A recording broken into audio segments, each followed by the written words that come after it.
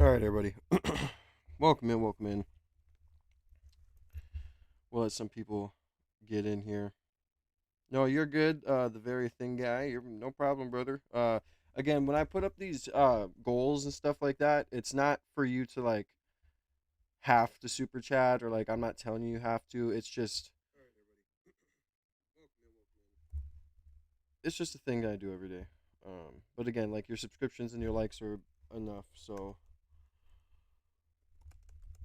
I'm a little bit late being live today. But yeah, you that's not a problem. Um, you guys just supporting me through liking and subscribing is way more than enough. So I appreciate everybody who does sit here and donate. And if you can't, it's fine. It's not a big deal.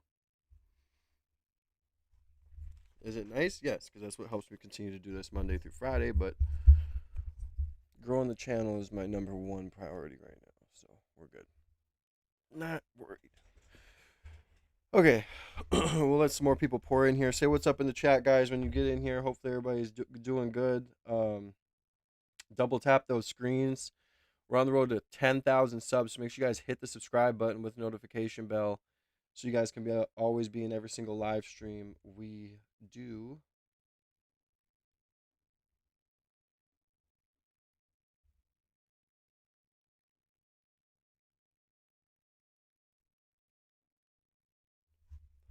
I hope you guys are having a fantastic day today.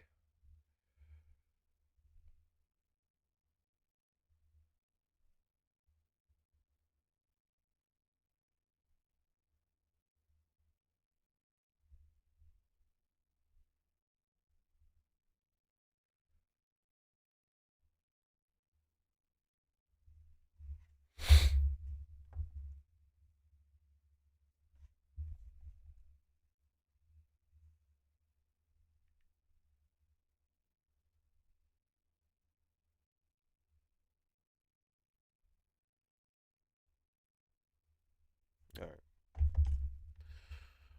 All right, guys. So we are going to get into some stuff here.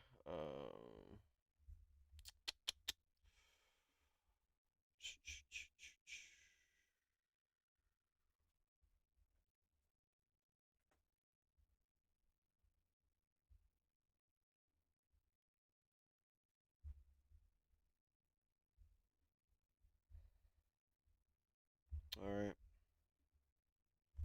What's up, Zeus? All right, so we're gonna get into it. I hope everybody's having a good day, man. So yesterday we covered Tim Pool, the fact that someone had shot at his residence allegedly. There's one guy who went out there and apparently called the sheriff and to see if it was real, and apparently it was not when he called. But did he call the wrong place? We don't know. There was another guy who apparently called and verified it. So is he lying? We don't know. We do not know. Let's see what I want to cover first here.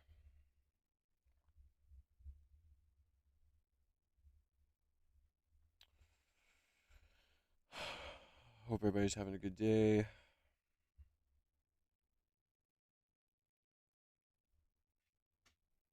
All right. So Andrew Colvett apparently got with what's the guy's name?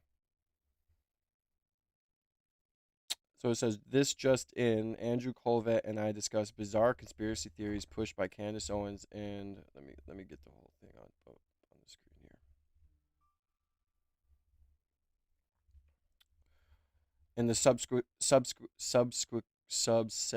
damage she's doing.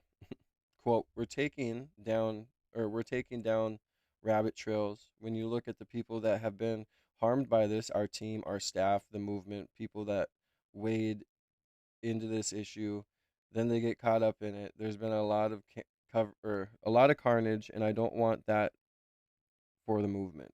Nobody likes to live being accused of things that are laughable or silly or just not consistent with any fact patterns. You shouldn't be subjected to that stuff, but I kind of view it.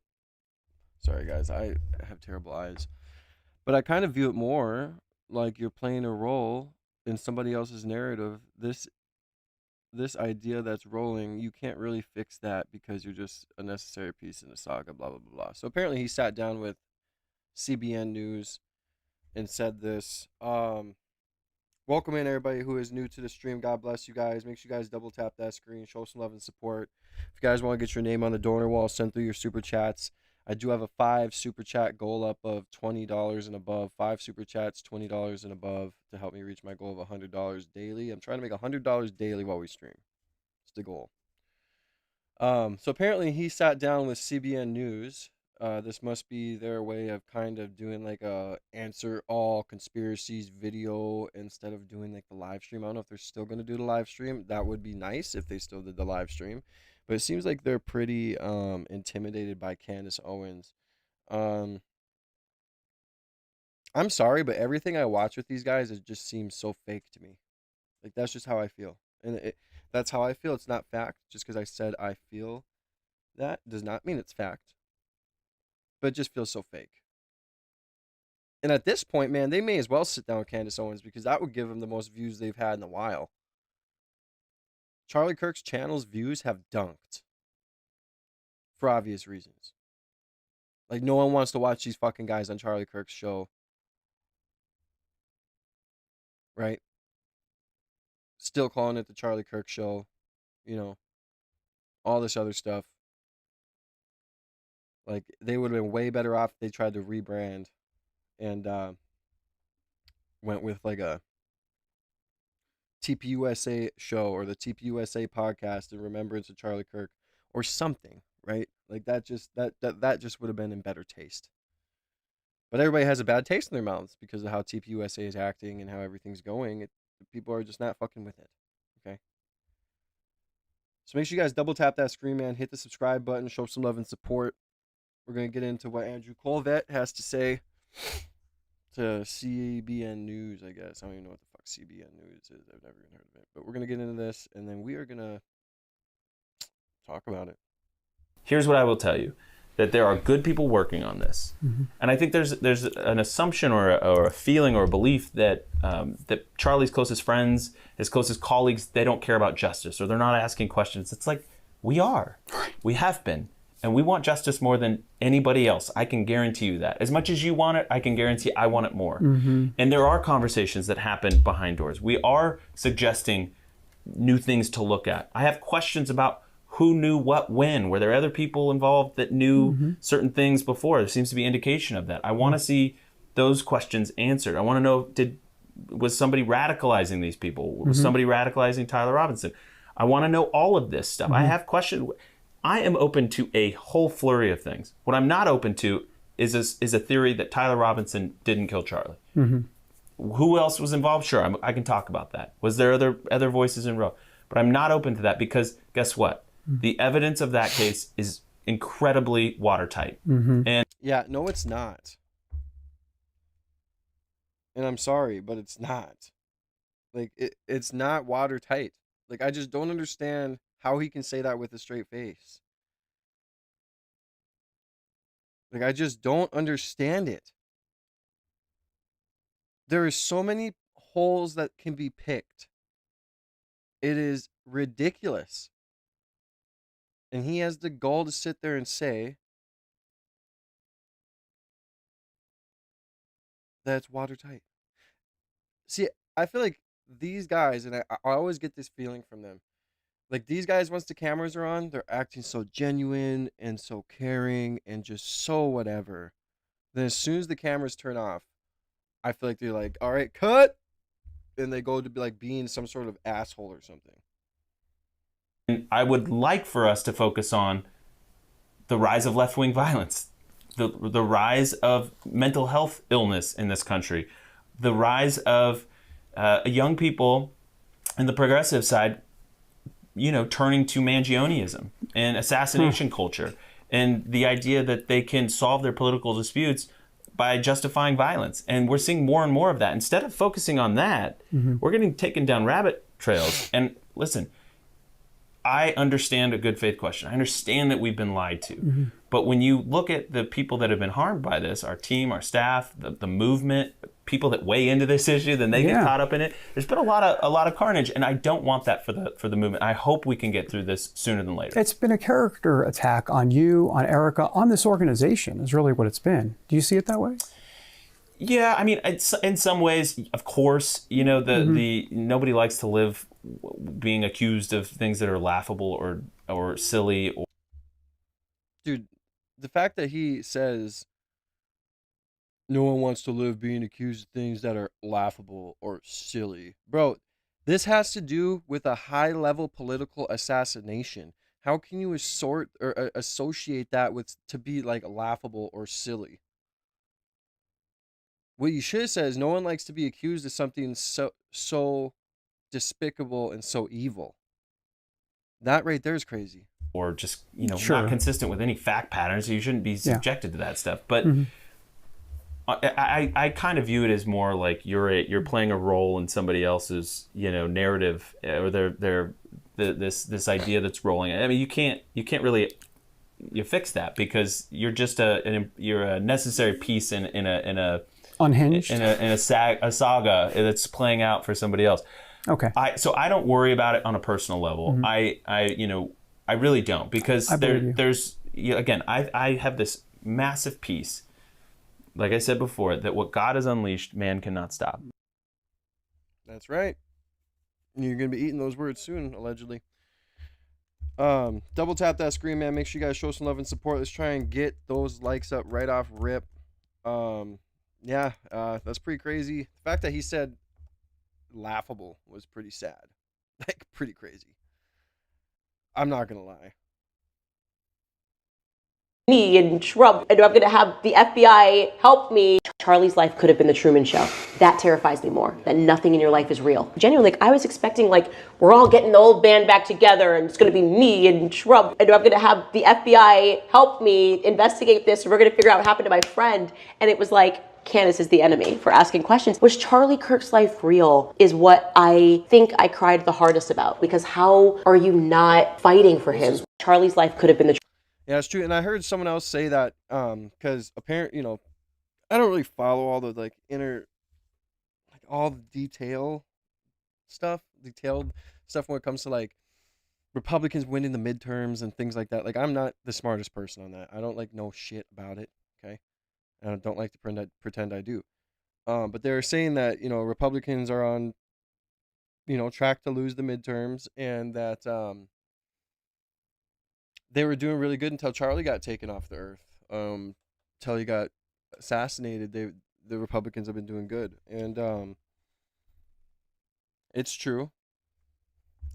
But I think it blew up in their face, because I feel like the fact that it was such a hard effort to say it was radicalized left, and then talking about left-wing violence right off rip, made it seem like it was an effort to furthermore make people conservative and Republican off the fact that there's violence on the left allegedly that killed Charlie Kirk.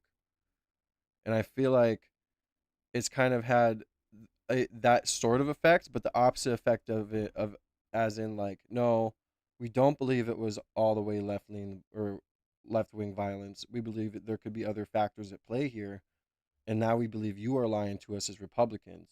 So now people are shifting away from both the left wing and the right wing. People don't want anything to do with any wings of the same bird, right? That's how I feel. I think that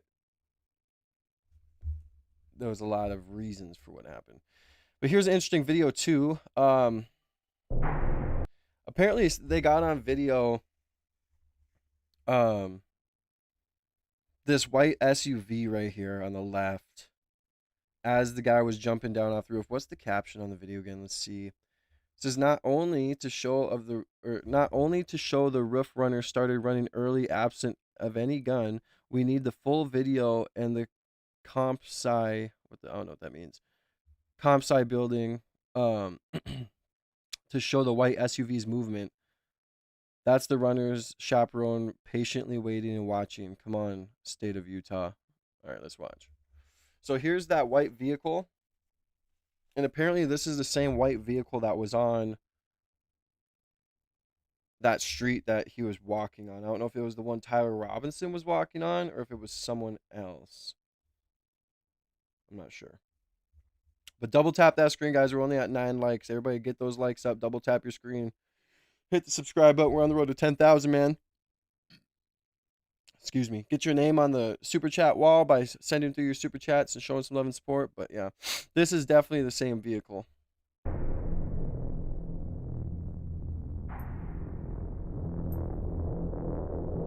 Now here you can see that same vehicle waiting on that road that guy was walking on. I cannot remember what the fuck they were saying it was. And what kind of car is that again, too?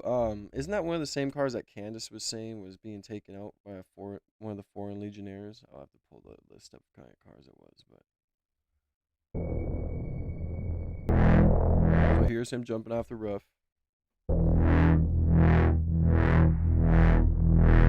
Then here's that car coming around. That was the same car we were wondering a month ago when we were streaming, like, okay, well, this does seem like that car's fine.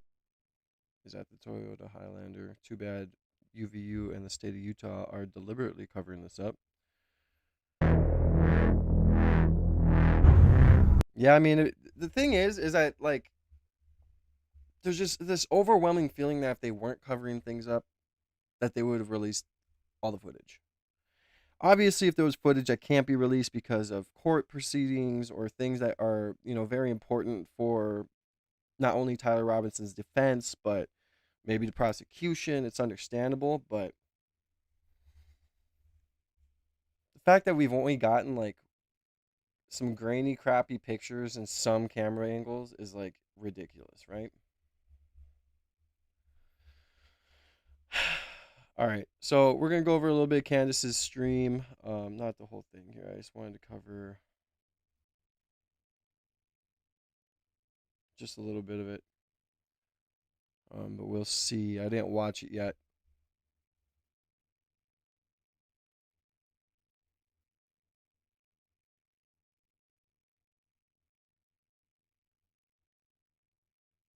I can't remember. All right, how are we doing in the chat, guys? Much love to everybody.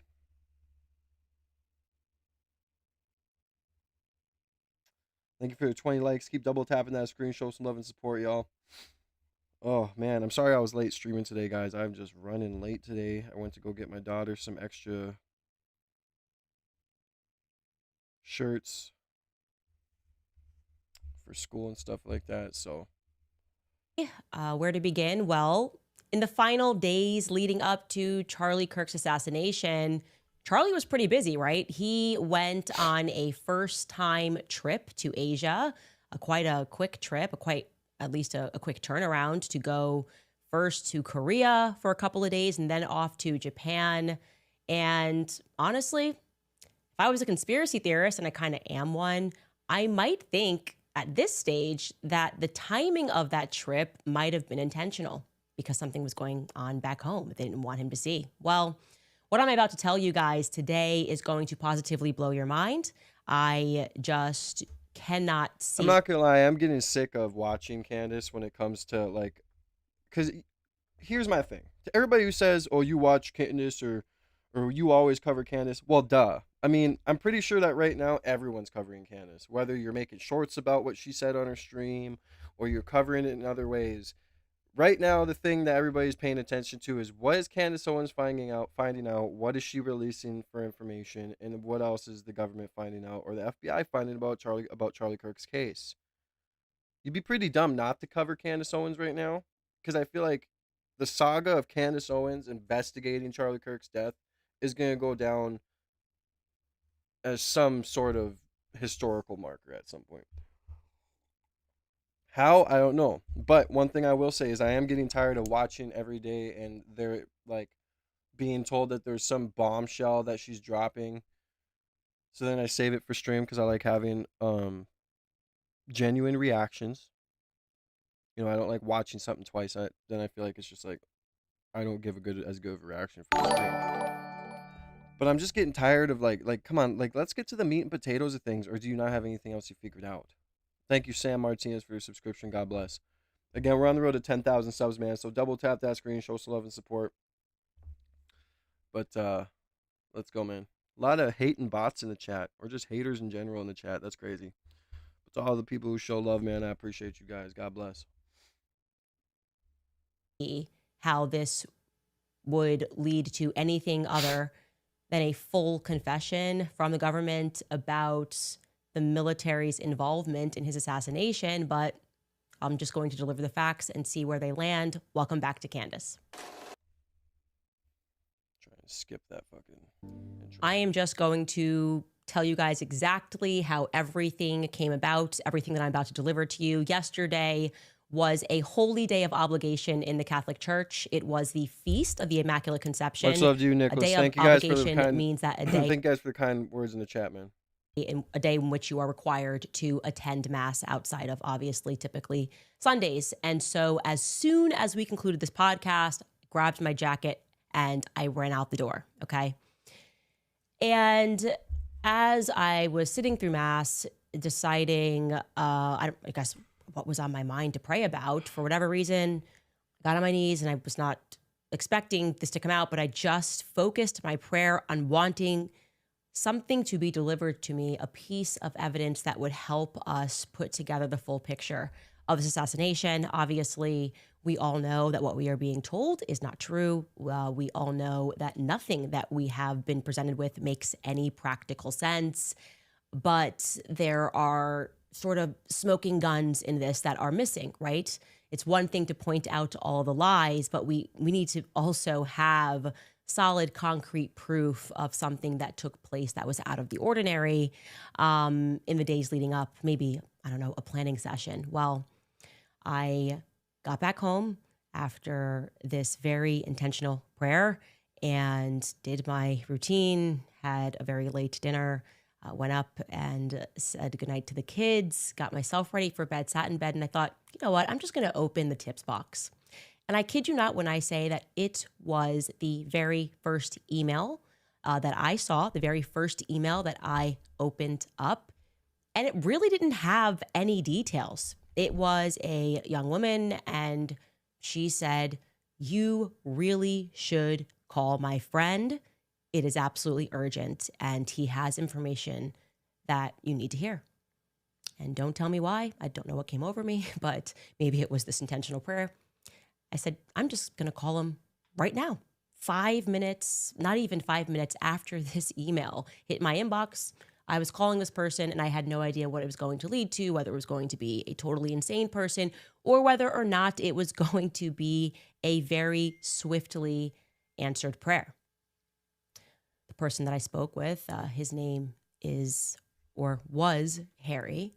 And he told me a story which I have since fact-checked various elements, the elements that I could fact-check, and it's legit. This is a legit story that I'm about to share with you, and I want to say before I relay it that the descriptions of the people are based off of his own memory, but the facts pertaining to where he was, whether he was where he says he was, for the reasons that he says that he was there, he is being honest, okay? I can tell you that he is being 100% honest, and you are free to look further into this. I am certain he is going to probably be doing a lot of interviews in the near future. I can also factually state that there was an incident report, so this was recorded, and what transpired on September 8th that caught him by surprise was something that he thought was a part of a broader military conspiracy against him. He could not fully comprehend why what was happening, okay? So let's start actually 35 years ago, because you need to know who this man is. In 1990, this young man named Harry Myers Thank you to Mel Cole for the discovered subscription. God something bless. that would shape the next 3 decades of his life, okay? He was at the bottom of the military chain. He was just 20 years old, and he was put on what was actually a brand new command, the first ever Joint Task Force 6. And this new command was being created down at the border by President George H.W. Bush, and it was presented to the American public as, look, a war on drugs with the help of Colin Powell And it should be noted that this took place, just to kind of get you back into what was going on at the beginning of the 1990s, this took place just after the Iran-Contra affair, right? The Iran-Contra affair was from, I think, 1981 to 1986, happened under Reagan. And for those of you who are not read into massive CIA scandals, this was the scandal when the American public got to learn that our CIA was actually trafficking drugs and weapons throughout South America. A scandal which, if you guys have followed our Epstein series, we now know that he was also involved in the Iran-Contra scandal. It essentially shook the foundation of Reagan's White House. And during that time, during Reagan's tenure, George H.W. Bush was the vice president, okay, throughout this scandal. So when George H.W. Bush then decided that he was going to run as a president of the United States, and he did run, and he ran in 1988, just a couple of years following that affair, he had to really hit hard on drugs at the border, and declare that this White House was going to do all that it could to stop these drugs from flooding into America. Take a listen to him saying what they were going to be cracking down on. This is crack cocaine, seized a few days ago by drug enforcement agents in a park just across the... Or was it really seized, or did the CIA finish up their batch and put it in the bag and give it to you for this video? Which one? ...the street from the White House. It could easily have been heroin or PCP. It's as innocent looking as candy, but it's turning our cities into battle zones. And it's murdering our children. Let there be no mistake. This stuff is poison. So you hear the directive from the then president, H.W. Now, our protagonist in the story is Harry, right? He's 20 years old, and he's at the bottom of the military totem pole, and he gets attached to this new command. Double tap that screen, guys. Let's try and get to 100 likes right off rip, man. We got 30 more minutes left within the hour. Let's try and get to 100 likes. Double tap your screens, man. This new Southern Command. Previously, there had never been that joint task force. And thank you to Lisa for the subscription. Specifically, he was a part of Appreciate an operation that came to be known as Operation Catacomb. He describes himself, and I'm going to put this in quotations, as a lowly military censor guy assigned to this Joint Task Operation 6, and they were to cover half of Arizona and Mexico. And I'm going to read this next portion of his story directly from him, okay? And I quote, "In just 6 days, I planted sensors, translated data, and skipped the chain of command and gave proof of the existence and pinpointed the location of the first ever discovered Sinaloa cartel underground rail tunnel. By passing directly through to lower Border Patrol agents, I skipped command and directly, a Border Patrol agent was able to skip his command and directly sought a warrant to raid the tunnel, which avoided tipping off any compromised commanders that were working with the cartel. Thus, why it resulted in such a big bust. Most importantly, it did not give time to remove photos that were on the walls on the Mexican side. Where our Joint Task Commander, who was a high-ranking Border Patrol, was actually in the photos in that house, posing with El Chapo and Felipe, his architect. And there were other U.S. Marine officers and Mexican law enforcement officers and military that were in those photos, okay, end quote. So just to be clear, he discovers this tunnel, somehow skips the chain of command. Now they find this massive tunnel and, oh, wait, why are military commanders and high up people in the military in pictures with El Chapo? What's going on here? I'm going to pause here to let you see an old news clip regarding this explosive discovery that Harry made. The tunnel was called one of the most sophisticated drug smuggling schemes authorities have ever seen. Using jackhammers and torches, federal agents broke into the concrete reinforced tunnel at a warehouse in Douglas, Arizona. 30 feet underground, agents walked for 100 yards through the 5-foot-high tunnel. It took them under the Mexican border to a house in Agua Prieta. There, they found an air compressor, a sump pump, a small trolley car, and a hydraulic jack. It was used to lift up the floor inside the living room of the house, where the smugglers would start their illegal trip to the U.S. That's fucking crazy, I'm not gonna lie. Authorities said when the tunnel wasn't being used for drug running, the smugglers would flood it with water. Let's say we came over here with some technology trying to detect this. It would look like an underground stream if it was flooded. Federal agents said the tunnel cost at least $1 million to build and had probably been in operation for 6 months to a year. Last November, customs agents received a tip that a sophisticated tunnel was being used to funnel cocaine into the United States. This type of tunnel is not an amateur operation. It's a highly sophisticated engineering feat that took place.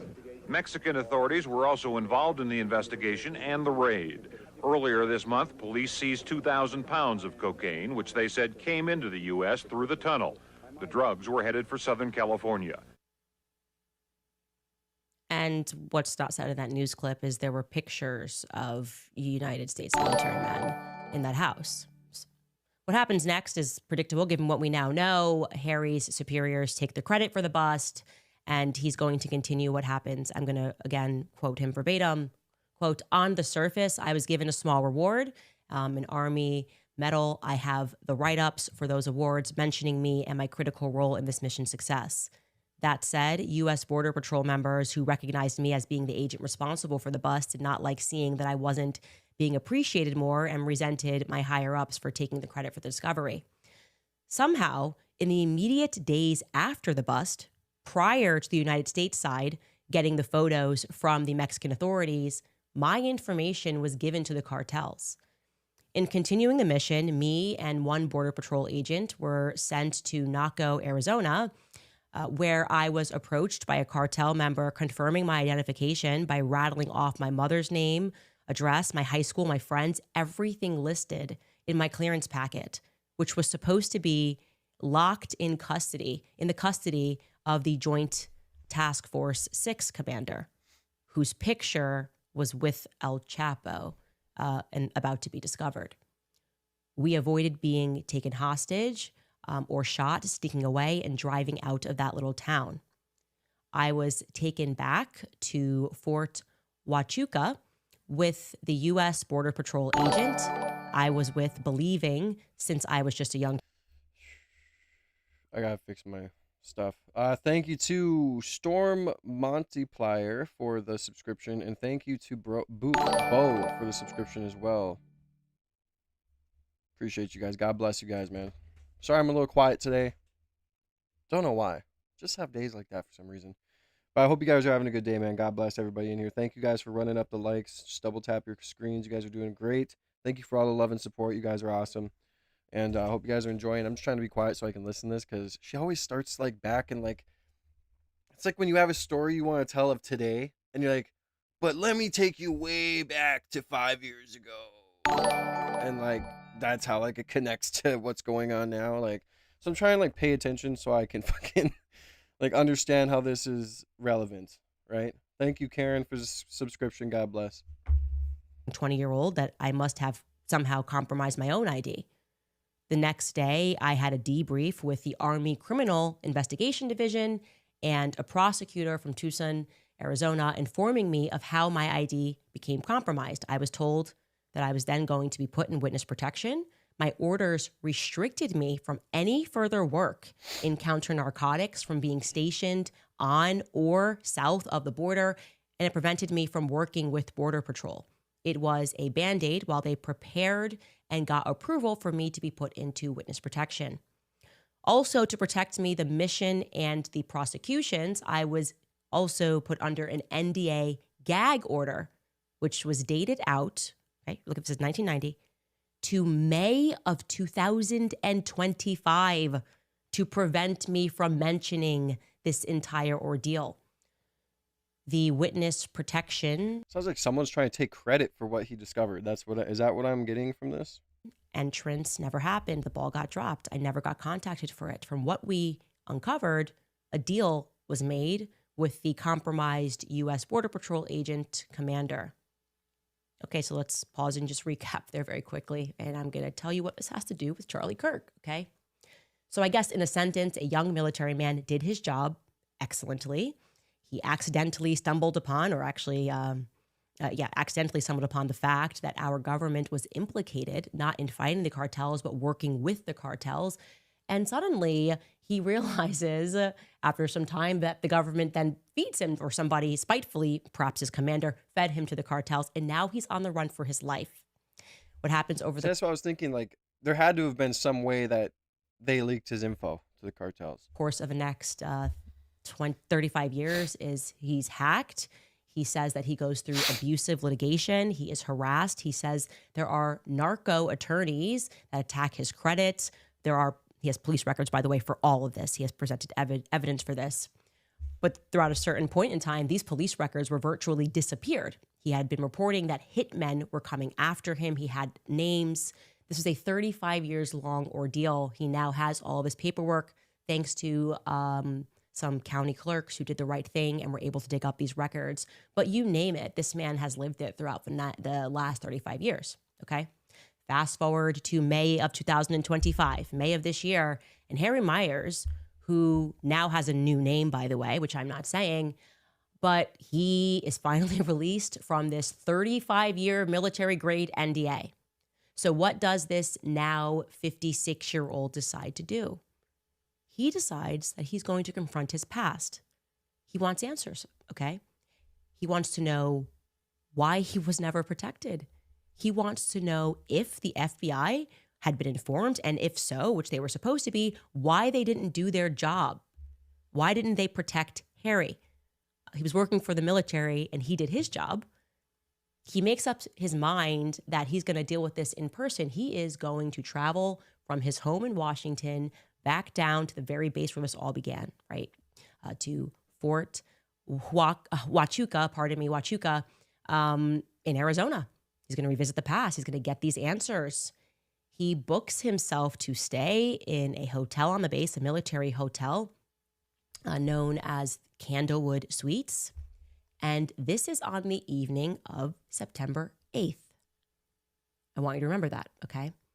He has been so thorough. He has sent me timestamps, bookings, reservations, went through his call logs. I was like, I want you to pinpoint when everything happened. So he gets to the Candlewood Suites at approximately, on September 8th, 5:37 p.m. Checks into the hotel. Oh, I get it. And you can imagine I get how this is coming into it now, okay? Because this is like a day or two before Charlie was assassinated. he's a person that pays a lot of attention to his surroundings, right? When the cartels are after you and your family and you are compelled to change your name, you pay attention to your surroundings to see if anybody looks shady. What he notices is somebody who is special forces in the lobby. He said, you just know when you're dealing with a special forces guy. And he is in the lobby, and a young woman, comes down thereafter. That young woman, who at the time he did not recognize, is with him. They kind of fluff around in the lobby while he's checking in. He's on the phone with his wife. And thereafter. So if you guys aren't following along right now, okay, so this guy, everything she just explained about the whole him being under the gag order for 20-something years up until May 2025. Then he goes back to decide to confront his past. He goes all the way back down to Arizona where the military base is. When he's there, he sees special forces. This is about a day or two before Charlie's assassinated. Now you're caught up. The two of them get into a green pickup truck and they drive off. Okay. The next morning, now we're September 9th, he wakes up at around 5:30 a.m. in the morning because he wants to see the sunrise.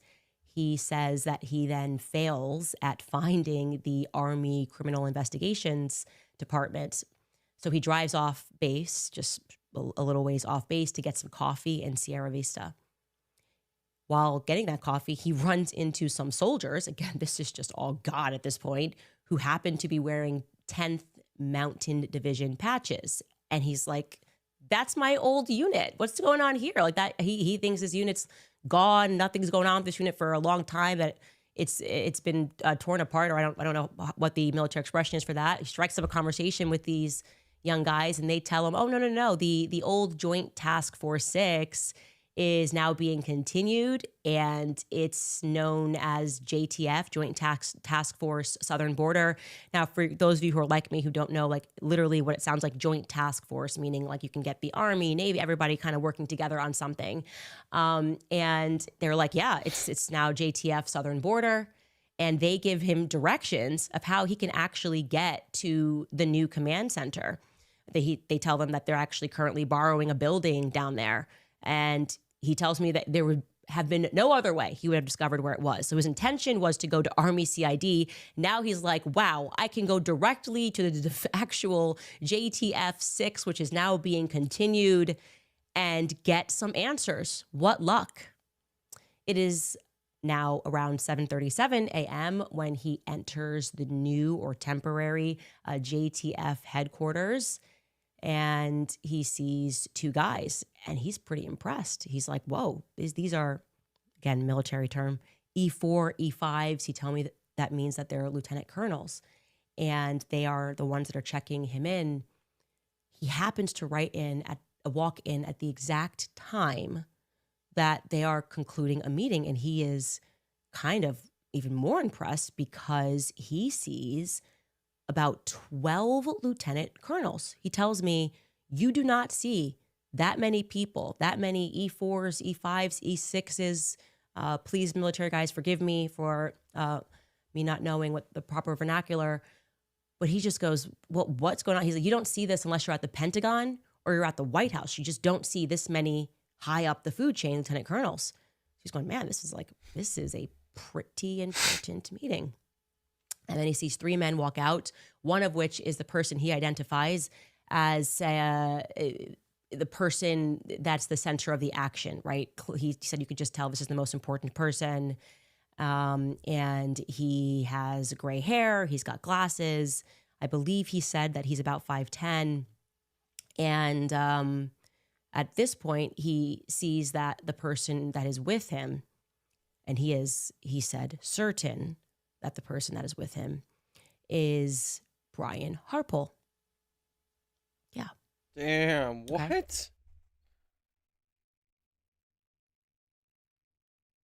Dude. If that's real, that's crazy.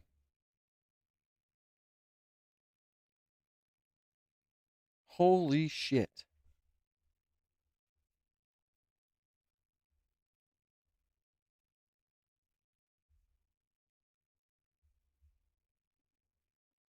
See, that's what's crazy about Candace and the reach she has, and like this tip line, and how many people feel compelled to write in, and like how life works. If this is like real, like this is like the most like well set. Like, how do I even say it? Like, it's just fucking crazy. I'm sorry. I mean, I'm just speechless. If this is true, I'm speechless.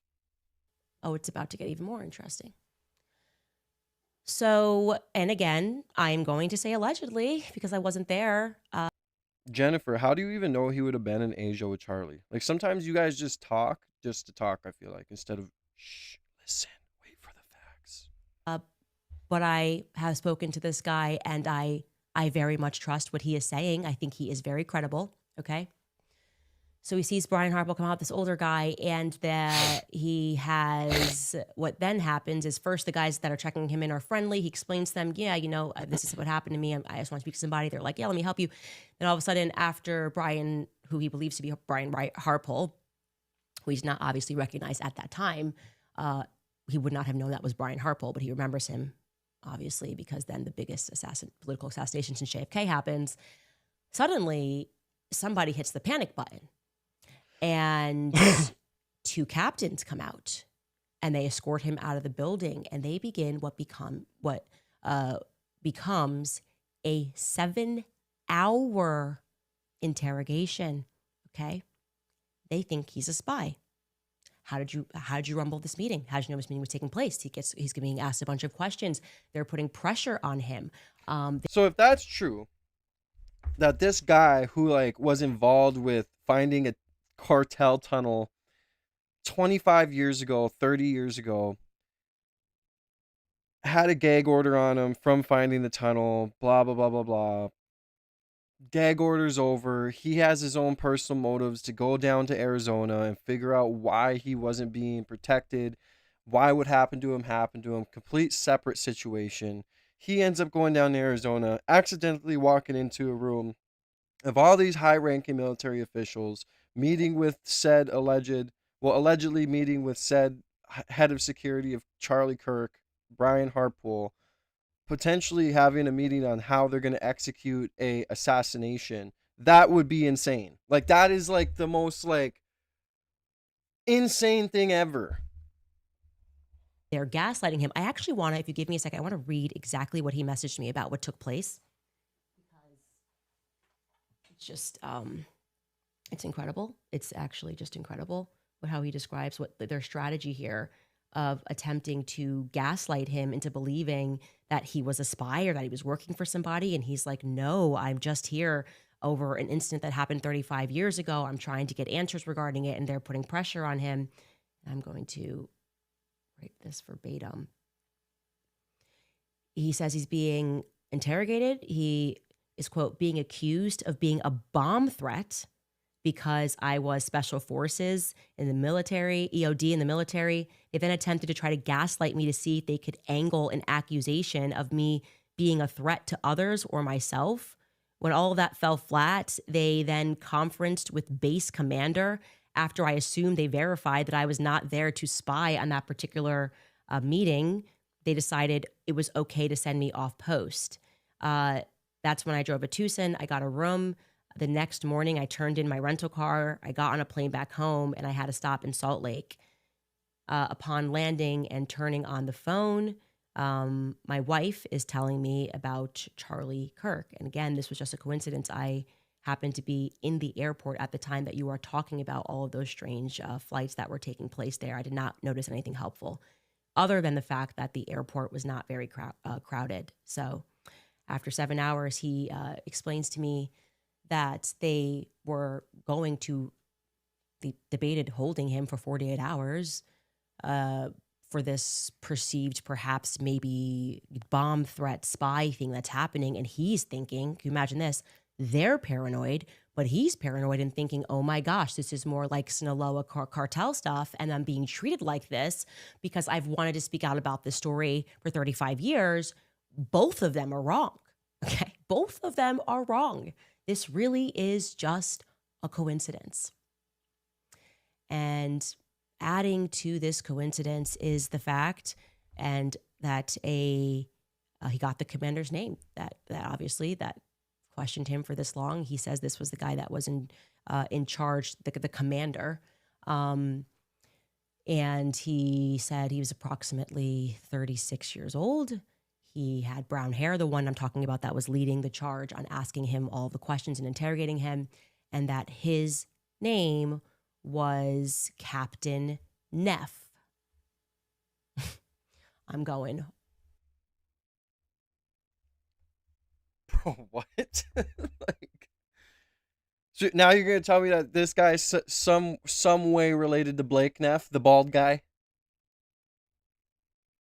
And you guys wonder why I cover this shit. This is crazy.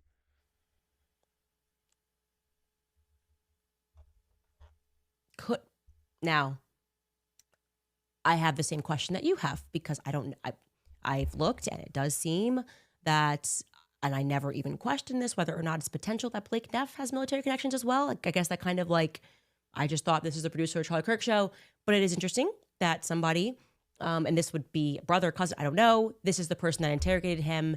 And there are a lot of people with a lot of the same names that are not related, though, I must say. So I do have some doubts, but that would be insane. Like, the fact that that guy was going down because of his gag order and he was trying to find truth about his own thing, and if that really happened, he's seen Brian Hartpool walk out of there, and this is credible and this can all be proven.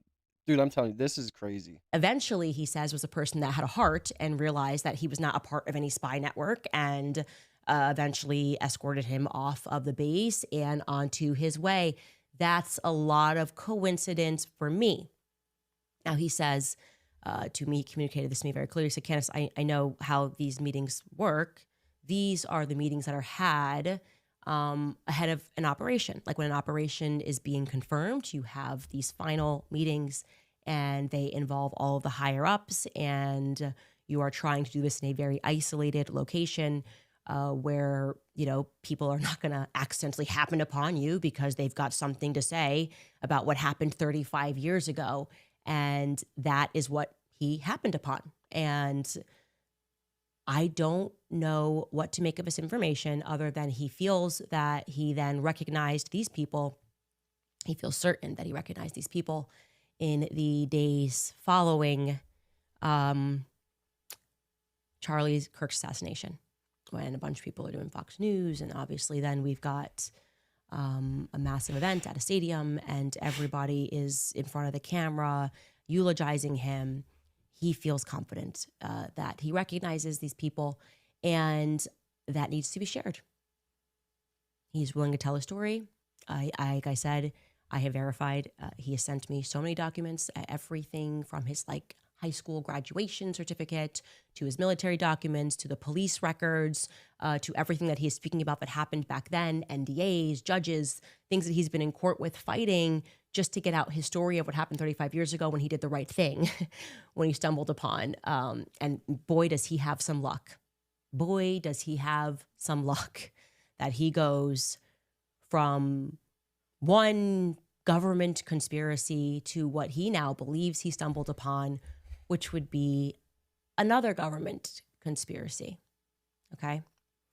He said that this commander, Neff, by the way, was the commander of force protection. Best he could tell, he did not get the first name. He did get an incident number, which I should have had prepared for you, but I can find it here in our chat because he sent me that too. He said there would have been no record for this if they didn't swarm me as if there was a bomb threat, because now, of course, there is an actual incident report, and he believes that this can be FOIA requested. And So you can FOIA request it. Okay. And that report number, if you will bear with me, I'm going to read that to you all because I think this is going to take really the whole world to investigate. It is 861. 861.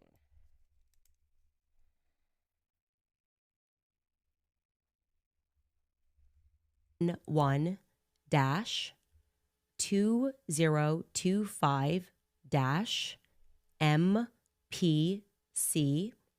446. So that is the report number that was given to him by this Captain Commander Neff. And like I said, he has given me I could have just put up documents upon documents certifying that he was there, certifying that this happened, whether or not his descriptions and whether or not the people that he thinks he actually saw at this base, I don't know. What I will say is that something that I could easily have done was to see whether or not I asked him, you know, did you see Dan Flood? No. Well, that checks out because Dan Flood was with Charlie in Korea. And I am wondering about that. Like, why would you want to go to Japan a day before you have a college campus event, right? You have Charlie. So what she's saying is when he left, the things that they didn't want him to know was that they were having these meetings, apparently. I got the number written down. I'm going to look into it. On the 5th and on the 6th of September, he is in Korea doing an event. And then on the 7th, he's in Japan and he is on CNN News Japan speaking. And so, yeah, like on the 8th, if that's when he left, maybe he left on the 9th, you got a 12-hour flight back home. And I have questions and somebody out there knows something and I don't know what to say other than this feels right. This feels right to me. This feels to me, as we were speaking about yesterday, about global trafficking and cartels and the government involved in this somehow and implicated in this somehow in ways that we don't quite understand, but that we know involves the highest possible levels of corruption, that this feels right. And like I said, he is not hiding. He is done hiding. He has been silenced for 35 years, running from his life and being gaslit about that in the same way that I am being gaslit about that. And I have a very terrifying update for you regarding people that have been trying to assassinate me. And speaking to him was, I guess, like emotionally qualifying, because exactly what he's been going through, I've been going through. He didn't have the platform to be able to get his name out. And I said to him, like, do you want to come out? And he said, yeah, I've been silent for 35 years. He said, I watch your stuff and I can't believe that you got this email. And I said to him, the chances of me seeing this were basically slim to none. And it was the first email that was in my box, and I just called you. And I feel God moving in that. And despite just the utterly demonic and satanic action, and the level of collusion that had to take place for 9/10 to happen, I do also know, as I have always known spiritually, that they wouldn't get away with it. And I think Charlie, whatever vision he had, in which he knew his life would be short, and which he knew that I would not let this go, because I somehow feel tied to it. And we're seeing more and more every day that somehow I am tied to this. I think that this is God operating. I really do. I think, bless this man. Thank you so much for your service to this country. I know that he said he would love to meet Ian Carroll, and I guess he's watching his stuff, and I will obviously make that happen and much more in the coming days. I don't expect the feds to reach out. I don't expect them to be interested in this angle or this potential meeting that I think they probably already knew about. I do hope, though, that somebody else saw something, and somebody knows the quickest way to FOIA request that stuff. Somebody knows how to get behind this so we can get information. I've given you the dates. I've given you the times. He has given so much more. And I keep looking up, like, where do I go to FOIA request this report number in Arizona? And in Google, no results will pop up. Oh, no, there we go. Never mind. Sorry. I know. I just thank God that I saw that email. We're going to pause there. And if you guys know anything, obviously email us at moretips@CandaceOwens.com. And we'll get through some sponsors that we are grateful for. All right, you guys, this holiday. So while we watch the rest of this, I'm going to look in how to FOIA this incident report number. If I can at all. So we will see if I can. Okay, thank you guys who are correcting me in the chat. I am obviously very new to military terms, so you guys are saying it should be E5s and E6s. And he said that these are lieutenant colonels and colonels, and that it was a big brass meeting. He estimates that there were 12 to 13 lieutenant colonels that were in that meeting that he stumbled upon. And yeah, that's that. I'm going to leave that there. On that same note, though, however, I have no words, and I'm going to try to find them here, for emails I did not expect to receive yesterday.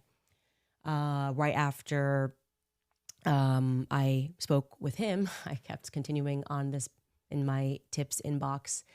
And obviously yesterday we spoke about this Pierre in Scottsdale, and I had mentioned that he had a partner.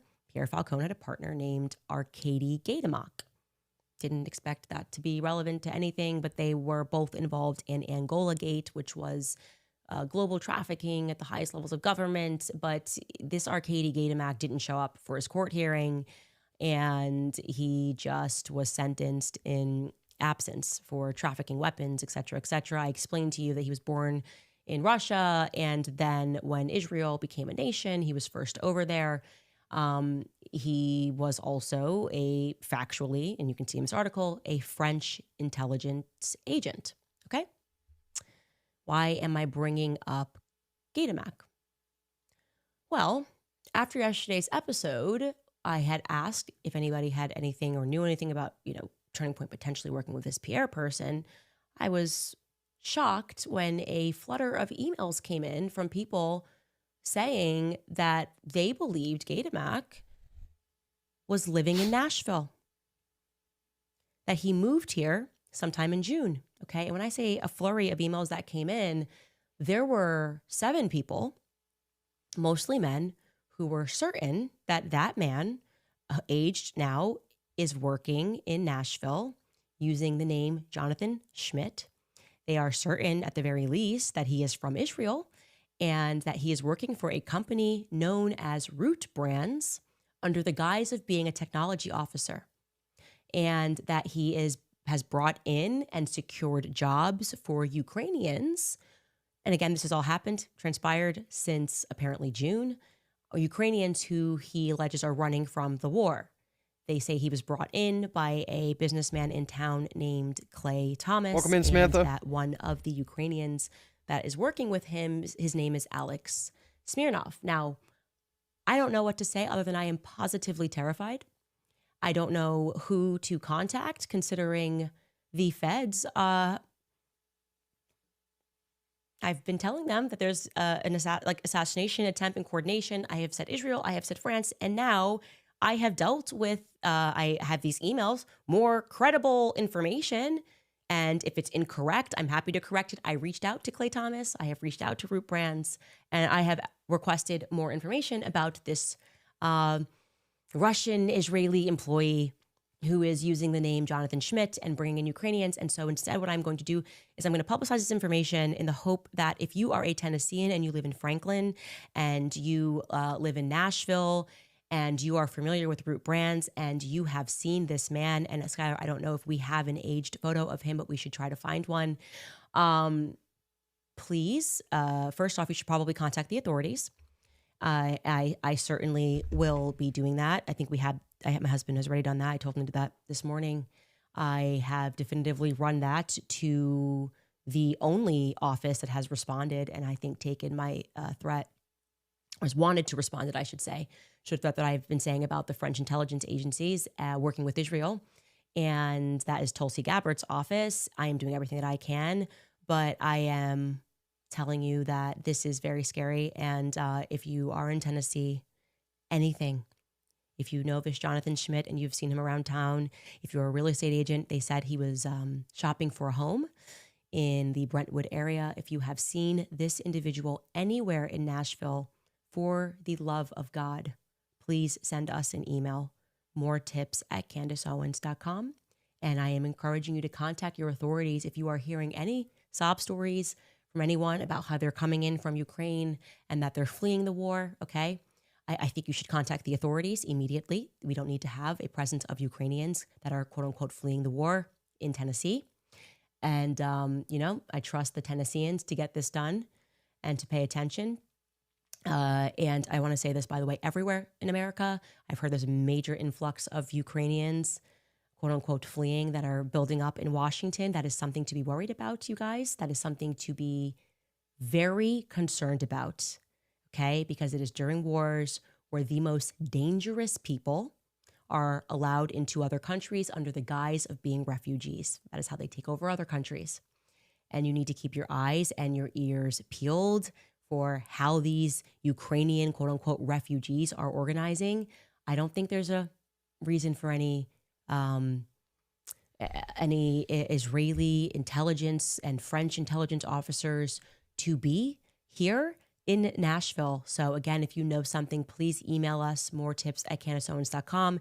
If you work for the local FBI department, you should have been hearing from us, but if you would like to directly contact us, please email us. We will be looking out.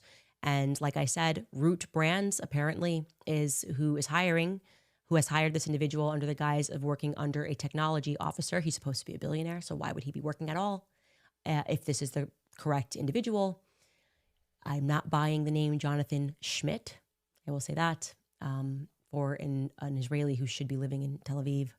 And I do not believe he's legally allowed to be in this country. So at the very least, perhaps also if you're watching this and you are an ICE agent or a Border Patrol agent, please get involved. I will have more for you hopefully in the coming days, but this is very scary, very scary.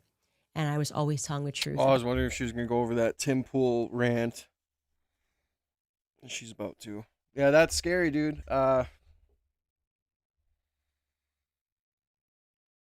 If something did happen to her, God forbid, and our government and FBI and everybody else let it happen, or it happened and they knew about it,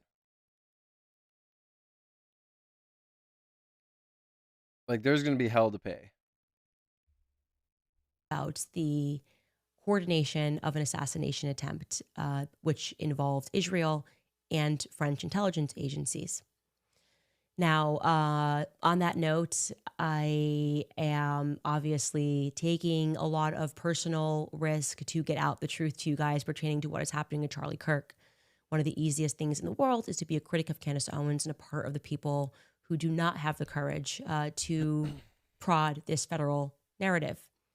Among those, of course, being Tim Pool, who has now dedicated hours and now is trying to signal to the public that I don't have security, which is untrue, but he is trying to get me harmed. I don't know what I've ever done to Tim Pool to deserve that at all. By the way, the fucking guy who was on this Tim Pool clip too, his name's Gary, the numbers guy. No idea why he's on this clip. No idea how he's intertwined with these people. But I got to know Gary, the numbers guy, through his numerology or whatever. And now it's weird that apparently he's been to Candace Owens' house. He's on Tim Pool's podcast. Like, there's just more and more weird shit going on. And I feel like ever since Candace Owens, or no, ever since Charlie Kirk's been assassinated, we're just watching and witnessing all this shit that we can now see since the lenses have been pulled off. That we can like see, like, oh, this is weird. No, well, this is weird too. And this is also weird. Like, it's just so much shit that's going on that's weird. It's insane. But Tim Pool has had some very choice words for me, which were trending last night on X. And I would like to share that to you because he thinks it's an act of bravery. God bless Catherine for the subscription. God bless you. Thank you so much. Bravery to attack me in this moment. So take a listen to Tim Pool. Candace Owens is a f***ing evil scumbag. She is a degenerate. She is burning everything down, and she's gloating and smiling while she does it. And you know what you told me? She has no security.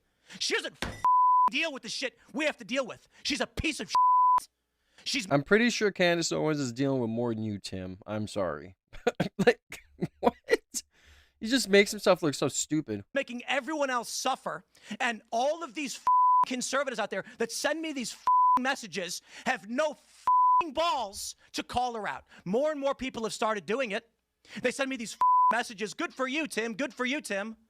I wasn't the first person to do it. I'm not going to take credit for that. But don't DM me like I did something for you as you cower, as you power, scared that she'll put you on her thumbnail and claim you benefited from Charlie Kirk's assassination, which he's doing to me right now. Yeah, that was the... I'm done with these people. She has security, just not on the level of you. Oh, yeah, the one fat guy you mentioned with no wallet. This guy right here. This guy's fucking... If you guys look up Gary the numbers guy. He also hosts a thing called GG33. Some sort of numerologist fucking weirdo. And you've guessed it. Yes, he is one of them boys. And no idea how he's on this fucking podcast. Like, why is he here? Like, he must just know him or something. Like, he lives in Florida, so I don't know where Tim Pool lives, but I was like so shocked when I seen him on his podcast for some reason. Like, why are you on here? No barrier in a suburban neighborhood with neighbors. She doesn't give two no one's out for her. She's lying about all of this. You told me you went to her house and she's got a 4-foot wall and one fat guy, and she doesn't give a about her security. Meanwhile, I get bullets fired at my property and I have to go live in the middle of nowhere. And I got strangers coming up to my house in Maryland, breaking in. I got people showing up and beating up the residents who try to live there. How the am I even supposed to sell this property?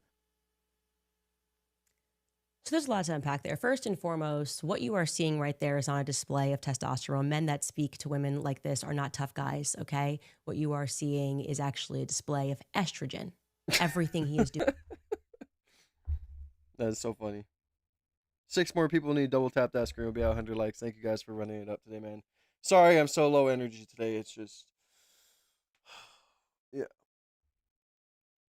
But yeah, that's funny.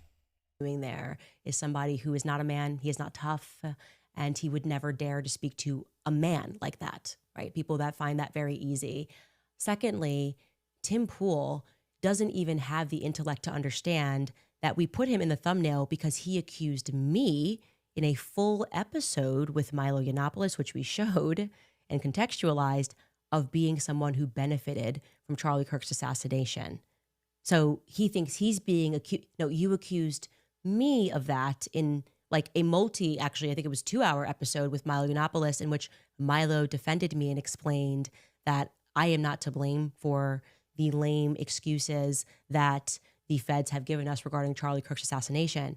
And that if we do need to have some spiritual searching in terms of what the Republican Party has become, that the time for that is now. Okay.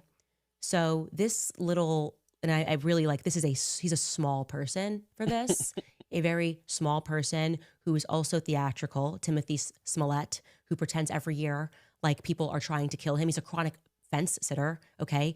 Pretending like he is braving the wilderness for being what? The 110,000th person who's making a video about Candace Owens in the wake of Charlie Kirk's assassination. He thinks he's pioneering that. Are you out of your mind?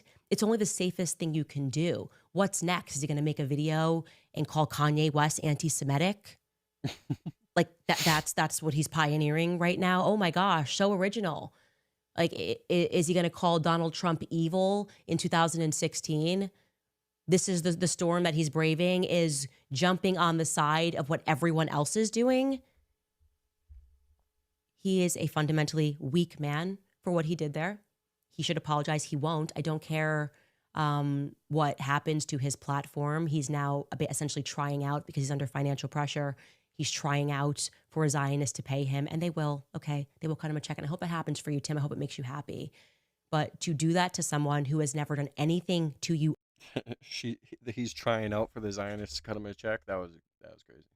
other than disagree with you about the Charlie Kirk narrative, I have not focused my content on you, and anytime your name Thank you to Unfortunate Altar Boy. Cool name. Thank you for your subscription. God bless. has come up, it has been because you have explicitly been attacking me. You are a coward. You are less than a man.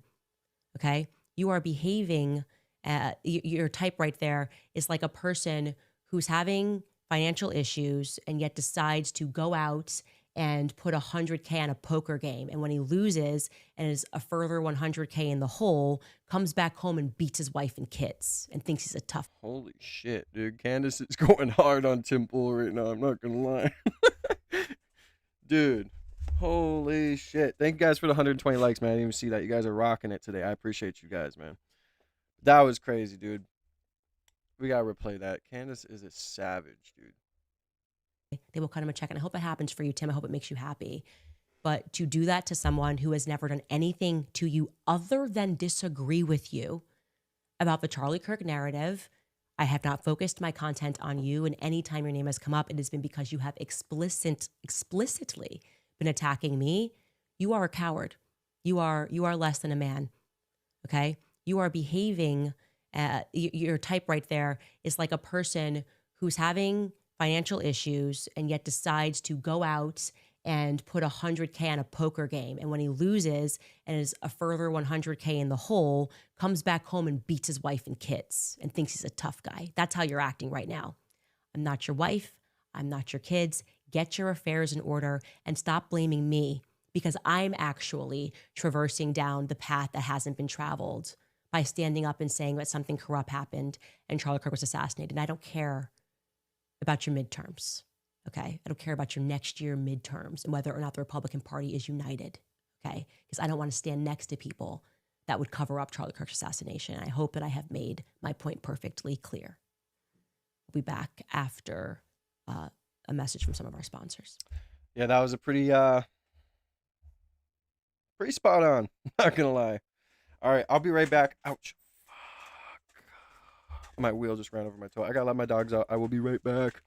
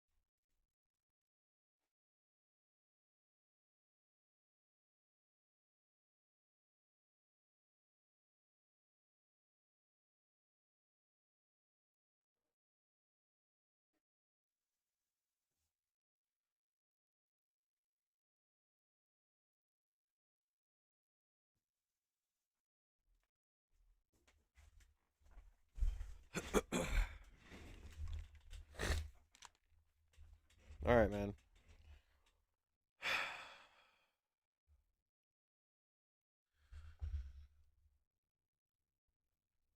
We'll see if she has anything. Oh, we'll see if she has anything left to say in the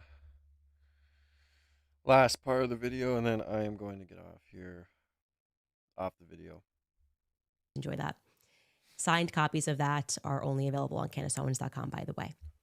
And we have some new merch. I think we just went over that briefly on the website. Lastly, we'll get into some of your comments. The top comment from yesterday's episode was, I love that quote unquote Fed slop is becoming a mainstream vocabulary word. Yeah, I've noticed that too. Like since we've been saying let's Fed slop, a lot of people are recognizing Fed slop and deciding that they do not wish to consume it, right? That's not what you want to consume, a Fed slop narrative. The comments from today's episode, I don't know my phone, my computer's, okay, never mind. It was kind of freezing, but now it's not. Alyssa writes, Candace, you are teaching the world a new form of investigative journalism that it has never seen. You are impacting history in front of our eyes. The power of the collective is unstoppable, and you prove that daily. Sending prayers and love from Montana. I hope that is the reality, because I'm telling you, I trust Tennesseans more than I trust the feds right now. And I'm trusting Tennessean men now to keep their eyes and their ears peeled. And I hope that I can be in Thank you to the safe real hands Michael that way, Gunville or because real Cash Michelle. I Patel is always just hate not. seeing those names because I can never tell if it's Michael or Michelle. Did you guys hear about Pierce Morgan's wife too?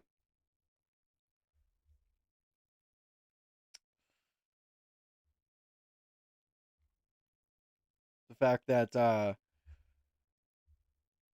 Pierce Morgan's wife had like, I will have to go over it. I wonder if I can't find her Instagram quick. Hold on.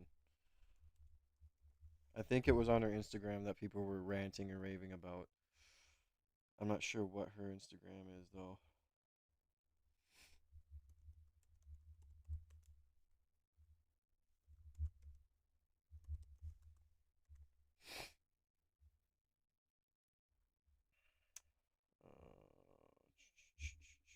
Hold on, let's. Interested, and it is a struggle for me to believe that they didn't know about this French angle in the Charlie Kirk assassination. They did know. Allison Berry writes, no matter the lies or anyone's business saying about you investigating what happened, I want you to know that we, the people, are riding with you all the way through. We know this corruption is multinational. Thank you for what you do. Yes, and I would like to encourage you guys to also get behind the people who are brave, are equally as brave, right? Ryan Matta has been amazing on X. Melissa, I always tell you about Melissa. Mel is Village Crazy Lady. She does really great work. And I keep wrongly branding her. I'm laughing as a Catholic. A couple weeks ago, she's like, I'm not Catholic. I'm like, I am so sorry. I don't know why I thought she was Catholic. I made that up. Hopefully she will be sued. Okay. That's what I will say to that. And she's doing a really great job, particularly focusing on that faith angle. Okay. So, let's see what the name is again. Celia Walden. Let me take this off quick. Have you guys seen what's going on with Pierce Morgan's wife or what? I'm not slandering anyone's wife, so let's not get into that. But he always talks about people's wives respecting him and stuff. Oops.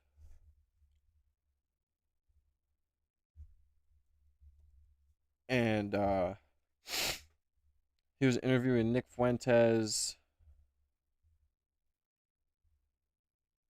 and talking about something, but dude, Pierce Morgan's wife has to be one of the most disrespectful wives of all time. Okay. So she had posted, where was it?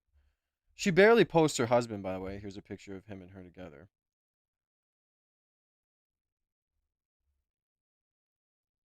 And now everybody's calling him a cuck in the chat or in her comments.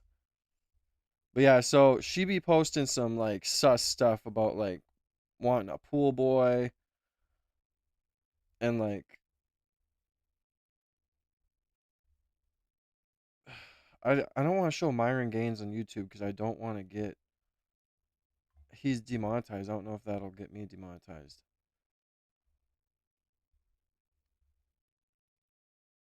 Here, let's see. I'll just do it.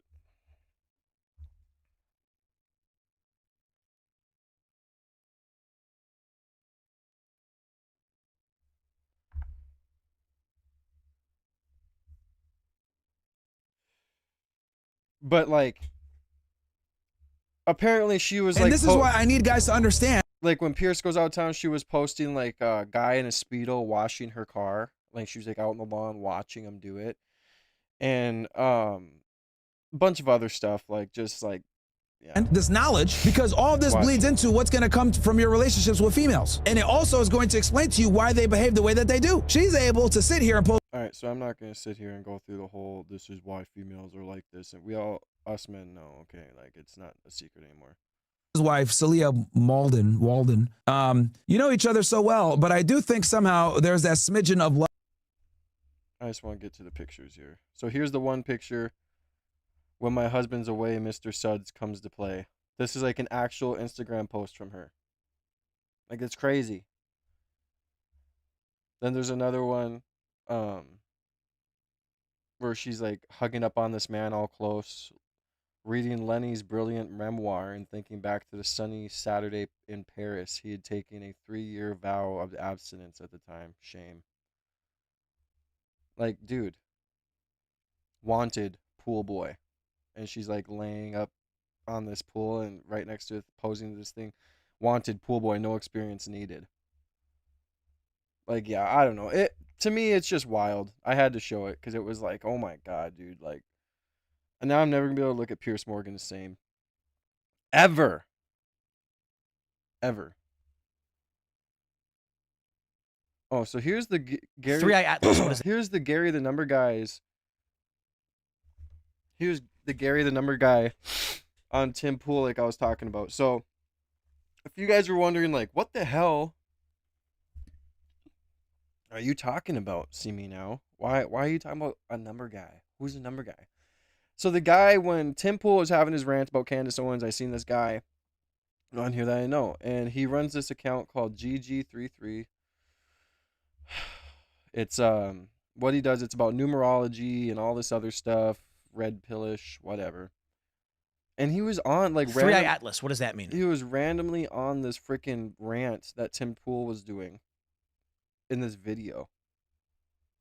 And this is him. I just wanted to show you a little bit of him, or a little bit of who I was talking about. But welcome in, Freda or Stacy.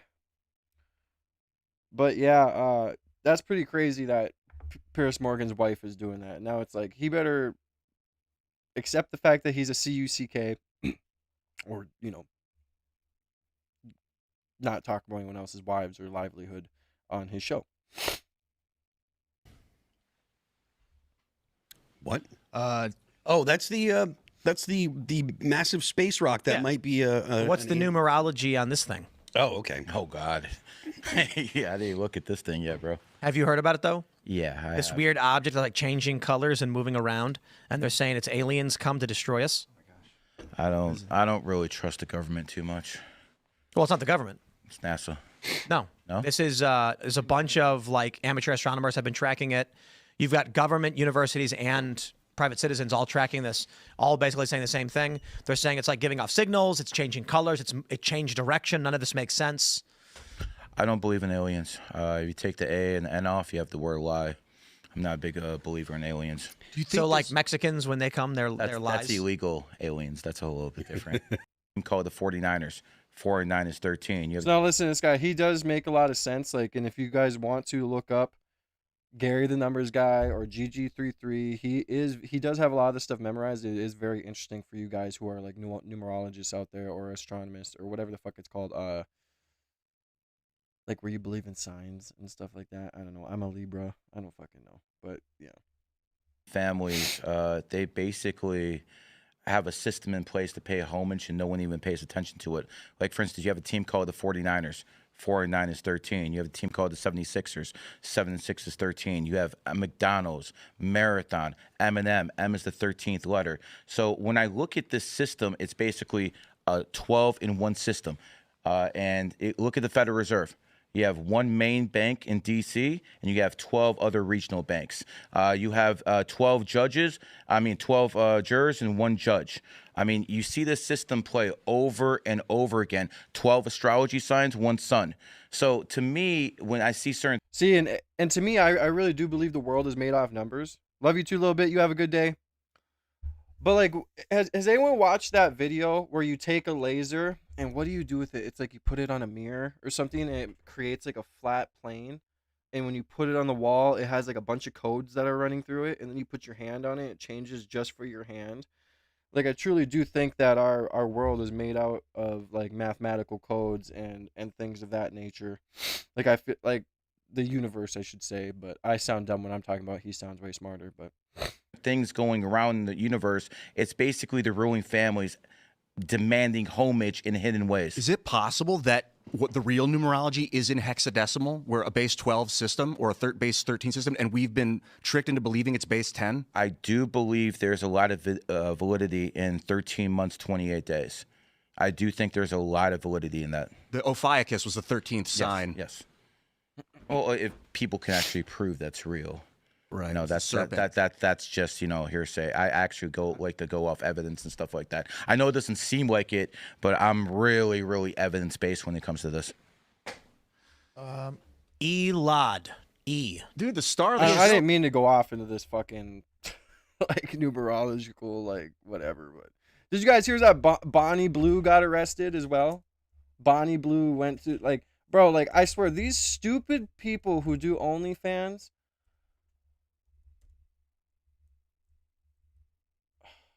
Like, these stupid people who do OnlyFans can't just stay in a fucking country where it's like you're blessed enough to be in the United States where it's at least legal when it shouldn't be.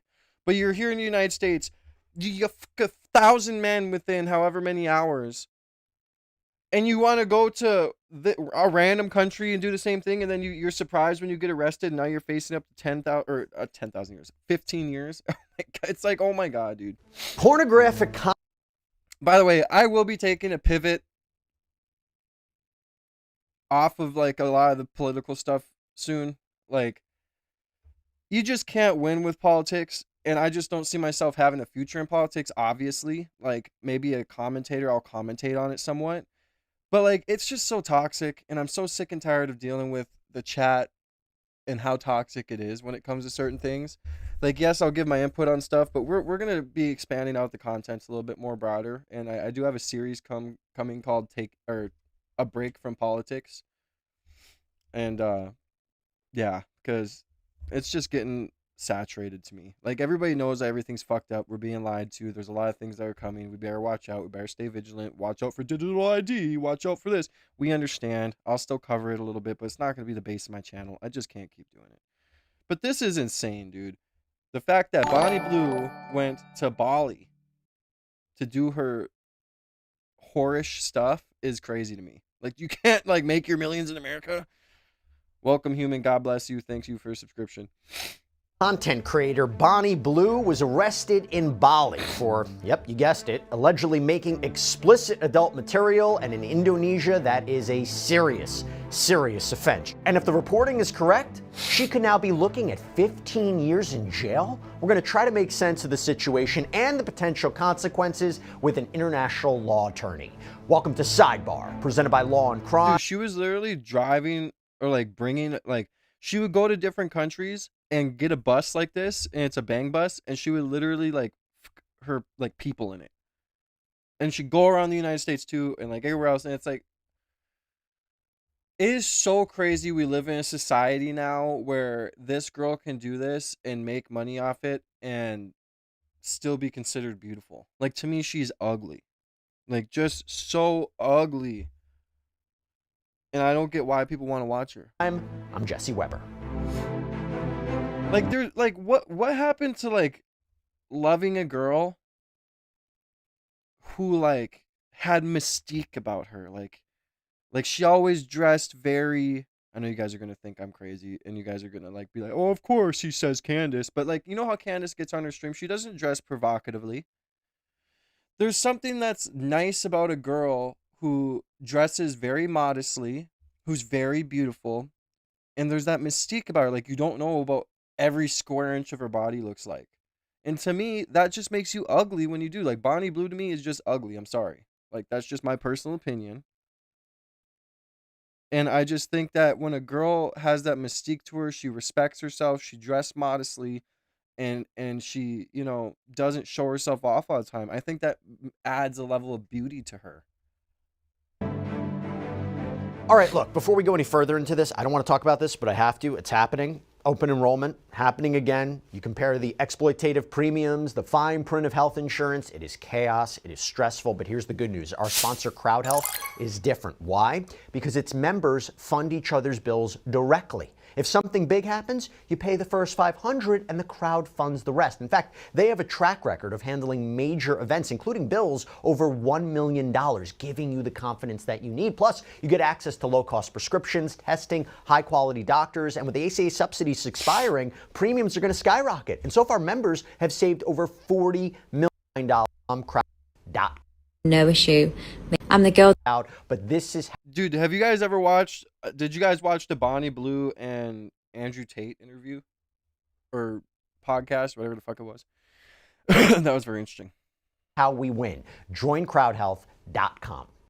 I'm the girl that rage baits, the one that takes your son's virginity and has no issue making your husband cheat. But it's so annoying, like I have a shower, makeup, hair, and then it's within minutes, like completely destroyed.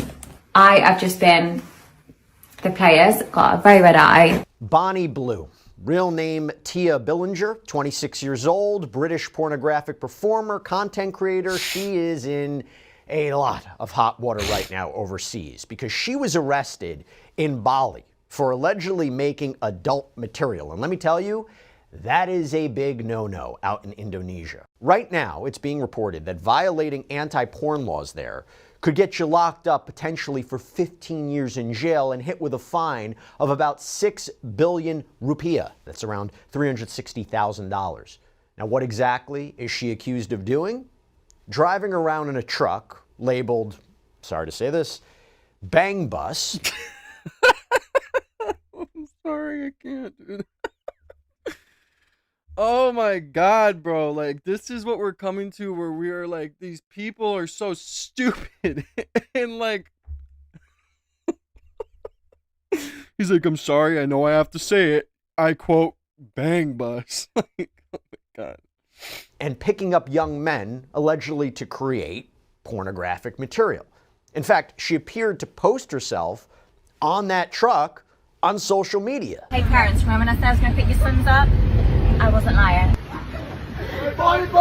Bro, and this is one of those buses too, like that you see in China. It's like the small cab in the front, right? And like the trunk in the back is like a flatbed.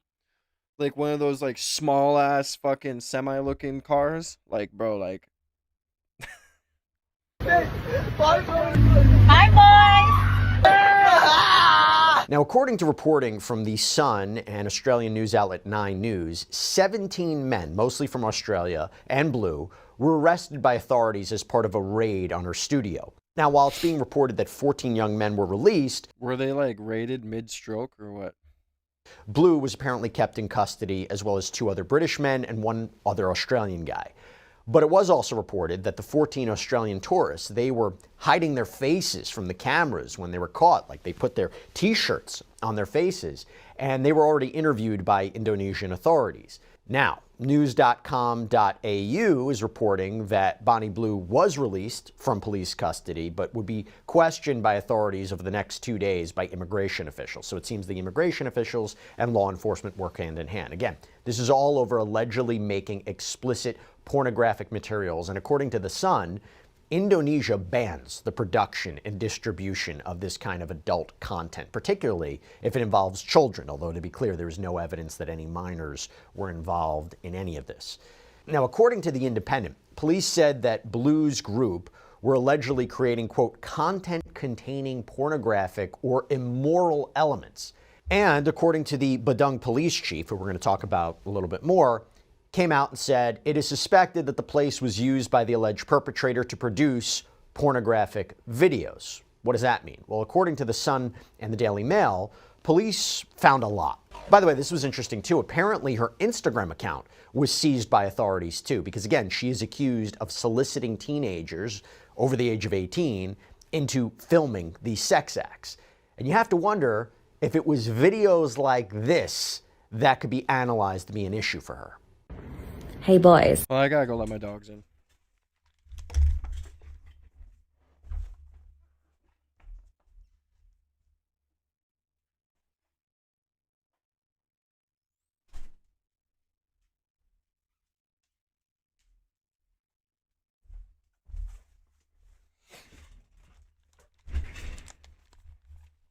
This is wild, bro. Tomorrow I want to I'm ask probably gonna get off here soon, guys. I know today's stream wasn't as much, but I have to make videos. Just make sure you guys look out for them on the channel. Make sure you guys have the notification bell hit and all that fun stuff. Show some love and support by double tapping that screen, man. Hit the subscribe button, notification bell. I appreciate you guys. We're at 8.81k subs, man. We gained over 30 subs today. So I appreciate you guys, man. God bless. you one question when you see the bang bus. Spend 2 minutes with me alone or double it and pass it on. She also apparently said in another post, quote, "Hey boys, those who are going to schoolies and those that are barely legal cannot wait to meet you. I'm in Bali, so you know exactly what that means." See, and that's gross, bro. Like, that's just so gross. And she said her fetish is like messing around with barely legal teens and taking their V card or messing with them and their father, like some incest shit. Like, she's truly a deplorable human being. Going back to the police chief here, the Badung police chief, Arif Batubara, told the media that the arrest came after someone alerted them about, quote, suspected pornography or the creation of indecent video material. Batubara told reporters that Blue was passed off to the immigration officials, that her passport was seized. Apparently, she was here on a tourist visa. There was an immigration source that told the Sun, quote, I'll give it a bit longer, Panda. I'm just trying to get more videos out, too, because of AdSense and stuff like that. You know what I mean?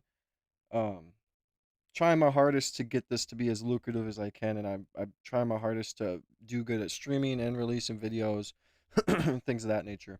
By the way, guys, I guess I haven't plugged it all stream. If you guys want to get your name on the donor wall, send through your super chats, show some love and support.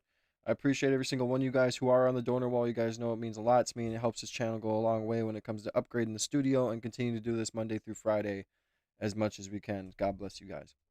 "We will be deepening the investigation to check her activity during her time in Bali and work jointly with police." And regarding the other 3 men that were also detained with her, "If they did not make commercial content, maybe that's not a problem. If they make commercial content, we could charge them." This is again according to this immigration source, who added, "We could also check whether it has created unrest in the community or not."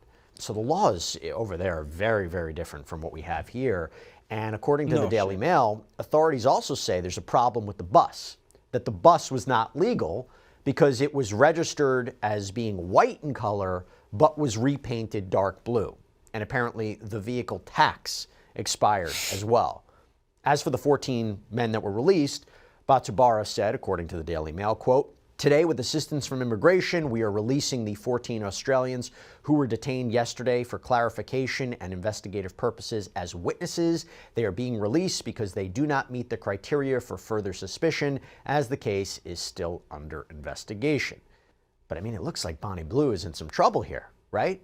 And to give you an idea of what we're talking about, how serious it is, and again, I'm going to bring on an international law attorney in a minute who has been to Bali, knows the laws there, can give us a sense about how serious this is. The South China Morning Post reported in an article last year that Bali took this very aggressive initiative against indecent acts, that there was 157 foreigners who were kicked out of the island for doing things. You have 194 people that were temporarily held at an immigration center who were waiting to be deported. So they have taken a very aggressive stance against indecent acts and activity and things of that nature.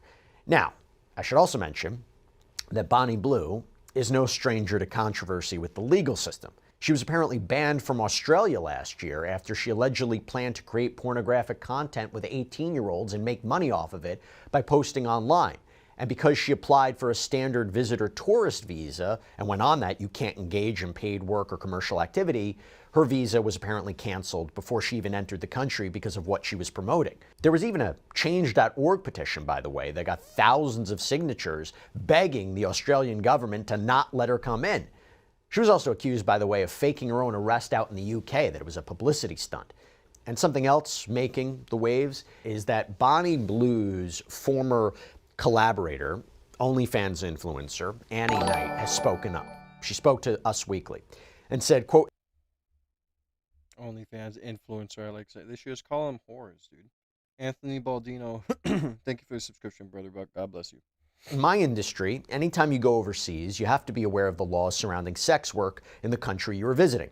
I always am super thorough with my research whenever I travel and make sure to be extra cautious. I'd never do my job in a country where my work is illegal, and I just would never risk myself like that. Honestly, Bonnie being arrested really didn't shock me. Bonnie went to Bali, a country where sex work is illegal, and despite knowing that, she still chose to do it and break the law. Being arrested was always going to be a risk, and I did try to warn her, but she didn't listen, and now she is experiencing the repercussions. That being said, it must be absolutely terrifying being arrested in a different country, and I really hope she's okay.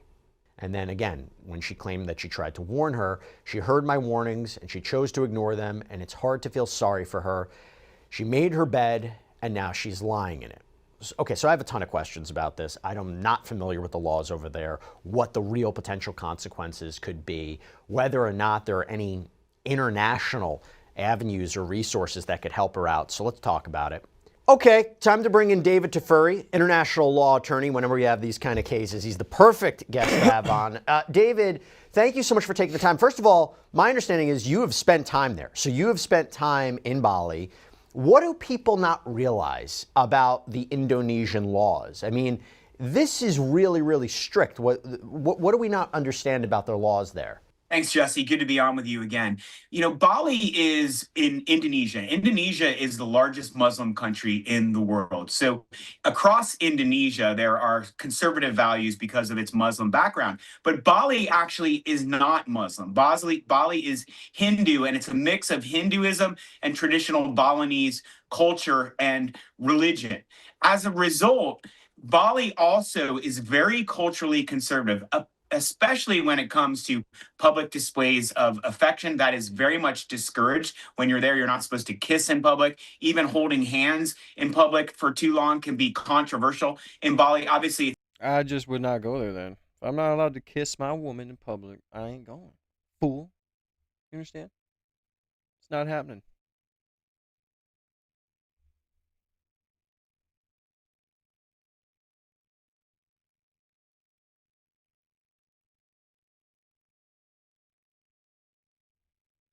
But yeah, I'm done listening. I know it's a difficult situation for everyone present that day. Have a good day, Paisley. Enjoy your Chinese food. It makes me want some Chinese food, but it's fucking a shit. There's like so much snow outside right now. Our roads haven't even been plowed.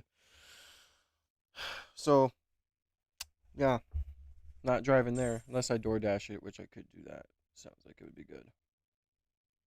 And I deeply regret my actions. YouTuber Eric Conover built his name on luxury tours and viral videos, but now he was in court for something far more serious. New Hampshire police say he hit an officer Stay awesome too, by the way.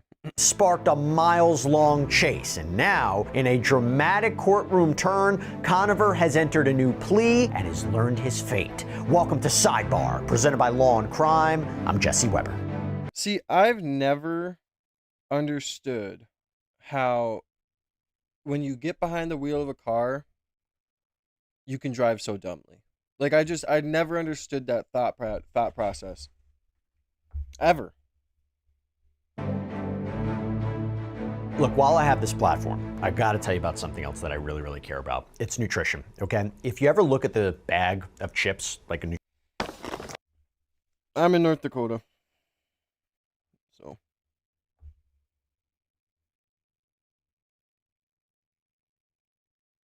Minnesota, we got smoked last night and snowing again. Yeah, yesterday was a snow day. That's why I was on a little bit later in the afternoon. Kept the girls home from school, obviously. Today, this morning, it's not snowing, but we're facing the repercussions of the snow. So, Yeah, I don't feel like listening to this video either, to be with you. See if there's anything else just interesting that's on.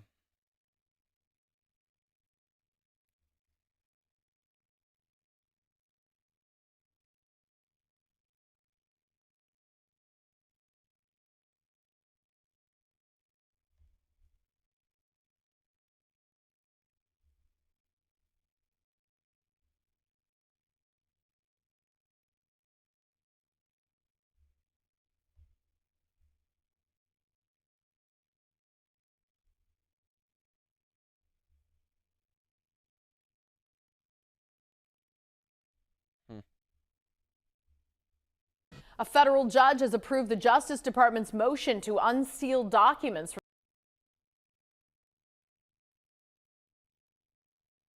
Yeah, snow in North Dakota, unless you're in Alaska or you want to move to Canada, you're not going to experience much more, like much harsher snow than us in Minnesota or North Dakota, Minnesota, places like that. Like, yeah, like don't even try and travel like when it's like that, or you'll be stuck on the highway for days. From the probe and criminal prosecution against accused sex trafficker Jeffrey Epstein. This is the third judge who has moved to grant the motion. It comes 24 hours after a different judge in New York gave approval for releasing records linked to Epstein's associate, Ghislaine Maxwell. Epstein died by suicide in a New York jail in 2019 while he was awaiting trial. I'm going to get off here on this Monday. Oh my God. I'm going to get off here in a minute. I do got some videos I'm going to record, so be looking out for them.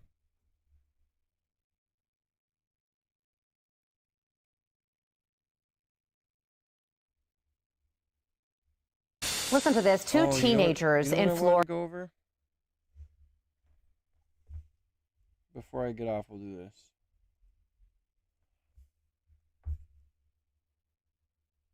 We'll watch the whole Fox and Friends. It's Charlie saying. The whole Fox and Friends thing quick. Baby E, just stop. Stop. You don't have to answer to every single person that's accusing you of things or saying that you're doing this or grieving a certain way. Baby, just stop. Erica Kirk is addressing criticism about her public grieving nearly 3 months after her husband, Charlie Kirk, was fatally shot at Utah Valley. Yeah, I'm not trying to watch that. I'm trying to watch the Fox and Friends here.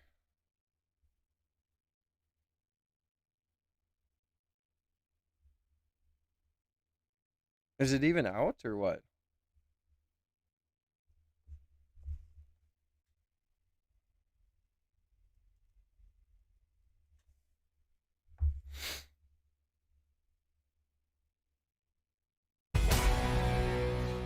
So Charlie Kirk strongly believed in observing the Sabbath to refocus on what truly matters. It says very clearly in the scriptures, for 6 days you shall work, and the seventh day you shall rest. If you are feeling overrun by society, you might be feeling depressed or anxious, here's just one way that you might be able to improve. Turn your phone off for 1 day.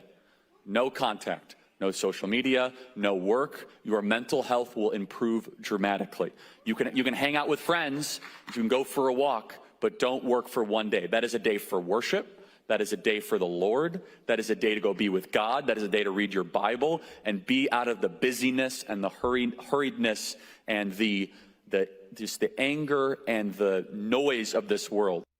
Wow. So weeks before Charlie's assassination, he finished what would become his final book, Stop in the Name of God, why honoring the Sabbath will transform your life. And Charlie's precious widow and a friend of ours and CEO of Turning Point USA, Erica Kirk, wrote the foreword, and she joins us now. Erica, I heard last night on Sean's show you said you haven't been able to read the end of the book yet. You're not there yet. I'm not, because there's so many, you only get so many firsts and lasts in your life. Yeah. And so for me, this is one all tied together. It's the first that I'm reading my husband's last and final book that he wrote. And when you finish that, that's the last time you read it. Yeah, well, he wrote... I mean, you read it again, but it's the last first. Yeah, I loved this that he said. The Sabbath is God's answer to a culture spinning out of control. Mm-hmm. It is his ancient rhythm of sanity, planted like an anchor in a world swept away by currents of chaos. 6 days we work, build, create, engage. On the seventh day we stop, but not because we're weak. We stop because we're human. We don't rest because we're lazy. We rest because we're obedient. How did y'all do this? Because we were talking, I'd love to do this. No, it's, so again, Charlie, he took his time going into this, but he didn't write this because he needed to figure it out. He wrote this because it was already figured out, and he saw, wow, this changed and impacted my life. But I have to tell you something. I've really been praying about this because I feel as if Charlie wrote this book for me. These are his last words written that were on his heart. He finished this in July when we were together as a family. And I can't help but think, when you read this book, he's basically saying, like, I am getting so much noise from everyone. And you guys get this too. I know You get the echo chamber. You get people analyzing everything about you. They think they know everything about Mind you, she does have the Grand Mason rings on. you. They know nothing about you. They see you on TV. They think, oh, she's this, she's that. He said this, he said that. And honestly, it's Charlie saying, baby E, just stop. Stop. You don't have to answer to every single person that's accusing you of things or saying that you're doing this or grieving a certain way. Baby, just stop. You know who you are and whose you are, and I'm here. I see you. And if Charlie, and I'm taking a page out of his book, if he answered to every single critic and didn't stop and put his phone down and breathe and rest with the Lord, he'd get nothing done. He would not have built Turning Point USA, Turning Point Action. And I read in your book that in Charlie's book, when he said, at first, when Dennis Prager, I guess, played a big role in that. He did. Dennis did. What an unbelievably bright individual, great guy. Dennis is precious. And he said, you got to do this. And he thought, how can I do this with the president calls? He's running Turning Point Action, Turning Point. I got to set up this college tour. If I shut off my phone, how many things wouldn't get done? And then when he shut it down and then put it on, there was only 2 messages. But if you think about it, people, and it's true, though. You're almost like training the people around you to say, hey, this is how life used to be. You left the office at 5. No one could reach you. Yes. I mean, you had a beeper, but like no one could reach you until the next morning. But it's retraining the world. You used to have blue laws. Like, it's retraining the world to say, okay, at 5 o'clock, unless it's an emergency, give me a phone call. I'm not going to respond to your text message. I'm with my babies. I'm putting the kids to bed. I'm spending time with my husband. I'm fixing the generational gap because I want to be able to show them rest and importance. You're a priority, not my office. You know, Erica, Charlie and I, we were from the same generation of young conservative, you as well. And there's a list of people that are there in the movement waiting for who's going to be the next leader of the movement, who's going to get these young. Do you feel like these were the words that were almost prophetic in the sense of 100%. He left these as like a guide for the movement? 100%. Lawrence, you're absolutely right. And you know it too. You can have all the political stances that you want. You can be able to make all the different strategy and political moves that you want. But at the end of the day, when it's all said and done, we are human. Right. We are so fragile and we are human. We are not machines. So if you think that you're going to just be so productive and so busy because you're getting your to-do list done, what are you actually doing? No, you're just one of 1,000 in a million. If you really want to be used in a way that is so profound to change this world, you have to press pause and you have to be able to listen to the Lord, listen from the Lord, be able to have people around you that will pour into you, that will mentor you, that will love on you, and say, you know what? This world that's so noisy right now, go ahead and keep talking.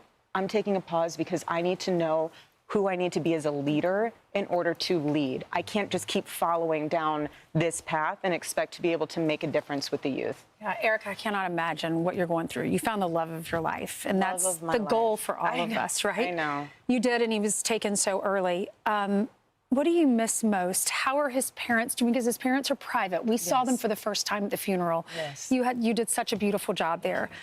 How are all of y'all doing? You talk a little bit about the kids, but how's your mom doing? I mean, I know she's devastated for you. My mom is, Charlie and my mom, well, Charlie's family's there, everyone's hanging in there. We're doing the best to be expected.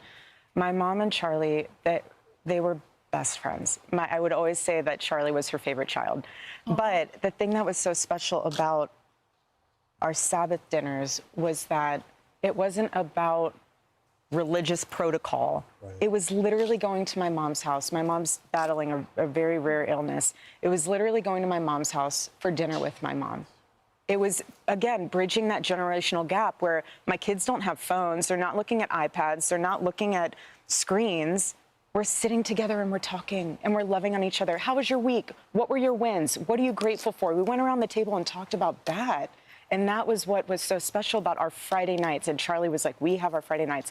But it's interesting. What I miss the most, what really just hits me hard is when I'm in the grocery store and I see his hot sauce. I want to buy it. Or it's the little things, you know, his clothes everywhere. Excuse me, but it's the little things. And I know that people who have experienced loss totally understand what I'm saying. It's the small things that just get you. It's the visual of, you know, Daddy coming home, and to the world he was Charlie Kirk, but to us he was my love of my life and my children's dad. I'm so sorry. Understandable. Excuse me, but it's those little things where, again, he would walk through the door, drop his bags, Daddy's home, take his phone, Friday night, Shabbat Shalom, throw it in the junk drawer, and it was just all us. And that's what I always wanted to make so special for him, was coming home. I'd always say, baby, I don't care what time you get home. Home is here for you. Your food will never be cold. It might sit out for a little bit, but I'll reheat it. It's fine. And I just want to encourage spouses, don't get mad. It's so easy. Don't do it. Here's an excerpt from the forward in your book. You write this: I knew Charlie so deeply in a way no one could. That is why I can say with certainty these pages are not theory for him. They are testimony. The words you hold in your hands were the convictions he lived by that were written on his heart. Looking back now, I see the book as one of Charlie's most enduring gifts to the world. He did not know how brief his time on earth would be. None of us did. But the truths written in this book are not bound by time. They will outlive us all, as will the legacy of his faith. And in the book, he goes into details about the Bible. Yes, he does. He does. It's really powerful. He became a subject matter expert, if you will. We have 50-plus books on our bookshelf about the Sabbath, and he spent a lot of time talking to Dennis Prager about this. He learned as much as he could, and again, he implemented it in his life because he knew that it was something that communication is everything. And so when he was on campus, he knew talking to people was very important, especially the youth. We don't communicate with each other anymore. So something as simple as talking goes viral because no one talks. The miscommunication is out of control. And so he was so good at communicating and understanding and bridging that gap. And for him, this book was one of those moments where, okay, if you have communication mixed in with people turning off the noise and the chatter and actually resetting and rehumanizing, putting those together is a beautiful symphony of how this country can heal. And he knew that, and that's why he wanted to share it with everybody. Eric, I want to show you a moment because you were just talking about your kids. Yes. And the last Kirk to sit there was actually Charlie Kirk when he came to fill in. Here's this beautiful moment of your daughter running in to see her father. Oh, I Let's remember play after it. the show, right?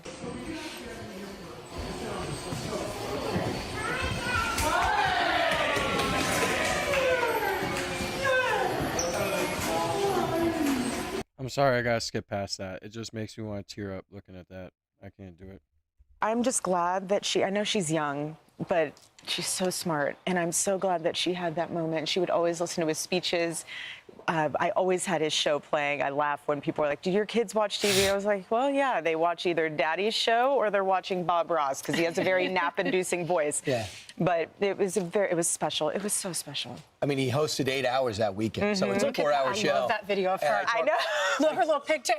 I know. It's so and sweet. that story, that's where y'all met, Erica. Did you loved know our you were going to baby marry so him in that moment? Because he said, I don't want you to work for me. No, I want to date you. No, I fell in love with him so quickly because he was so direct. The Lord knew I needed a man that was not going to mess around, that was not going to say, let's see where it goes. Let's go get coffee. Let's go get drinks. We never drank. It was like one of those things where it was like, no, I want to date you. I want to marry you. I'm pursuing you intentionally. And that's what's so important for a lot of young people today that are looking for their spouses. Don't waste your time.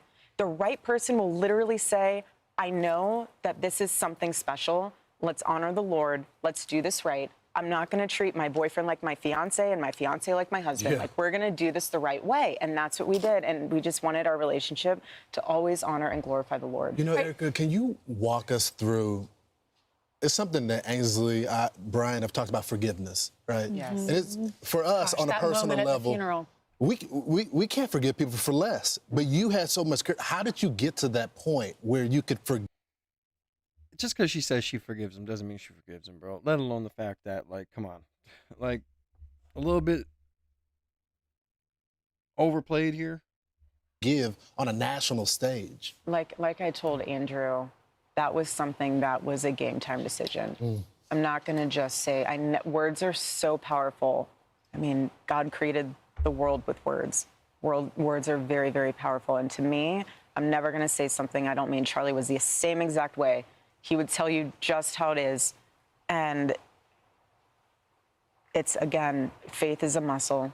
The more you use it, the stronger it gets. And I am not going to let the enemy have a foothold in my life. How am I supposed to be the mother I need to be? How am I supposed to be the leader of Turning Point USA, Turning Point Action, the youth, when I myself have a deep, unrooted, horrible, nasty hate in my heart? I cannot operate with hate in my heart. No one can.